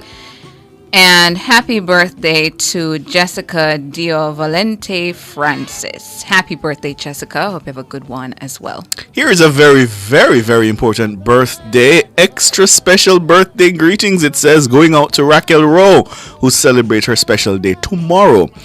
Greetings are coming from Son Jr. and a host of your family members and your friends. Enjoy your special day tomorrow, Raquel. Happy birthday to you when it comes. And King says, big up yourself, Raquel. Happy birthday greetings also to Marco Dane Gordon, who celebrates his special day today. Greetings coming from his wife and 2 daughters and his Scotia Investment family. Enjoy your special day today, Marco. And hopping on over to YouTube to see if there's anybody who's celebrating a birthday today or their anniversary. I see Albert Morgan, avid listener of NTM, saying his birthday is tomorrow. So happy birthday when it comes, Albert. Hope you have a really, really good one tomorrow. And Dotsy Fuller sending happy birthday greetings to Beverly Simpson. Happy birthday to you, Beverly Simpson, from Dotsy. Hope you have a good one. And Albert Morgan is sending happy birthday greetings to Barbara Crooks as well. So happy birthday again, Barbara Crooks from Albert Morgan. Hope you have a good day today. Somebody messaged me and said, why do we have a broadcasting commission if you're just allowed to sing on the radio? Oh dear. Times are good and bad. I agree. They don't rate me, King. They don't rate me. Give me something. Let's stay together. Nora! Loving you weather. Okay. Drop off of that note there. We'll give him something lower. Yeah. I'm like, aye. Can I king? I don't know a while ago. Here's another. Stephen Dixon sending happy birthday greetings to Shanna K. Alexander. Happy birthday to you, Shanna K. from Stephen. Hope you have a good one as well. Let's go tonight. Share the spice of life. Baby, spice tonight. We gonna groove tonight. Let's go. Get you to move. It's alright, alright. Annie Smith says I should have been in falsetto. Yeah, she's right there. Yeah. Some more for you. Frasot, yeah, sending birthday greetings to Robert. Oh, Robert celebrated his birthday yesterday, so belated birthday greetings to you, Robert, from Frasot. Hope you had a good one. And Sonia is sending birthday greetings to her granddaughter Skylar, celebrating her birthday tomorrow in Virginia. So happy birthday when it comes, Skylar, from your grandma Sonia. Yeah. And yeah, not seeing anymore. So, and can I just say a very, very special good morning to Marigold Weber. Good morning, Marigold. I hope you're having an absolutely amazing day. That's all the time we have this morning. Special thanks to our hardworking producer Michelle McCray Smith, Jermaine King, the musical maestro, him little bit and him love down. Yes, special thanks to Cara Paul. He little bit and love down. Little bit and love down. George Davis. Our sponsors, our listeners, our valued contributors. We appreciate you all so much. We're going to do it all over again on Monday morning. Thank you for sticking and staying with the big show. And by the way, let the record show that about 3 times this week, Cliff conceded that this is the big show. Oh. Such man. All right. I'm Ricardo Brooks. I'm Tana Thomas. Good morning. You've just heard Nationwide this morning on Nationwide 90 FM. After a while, if you want my love.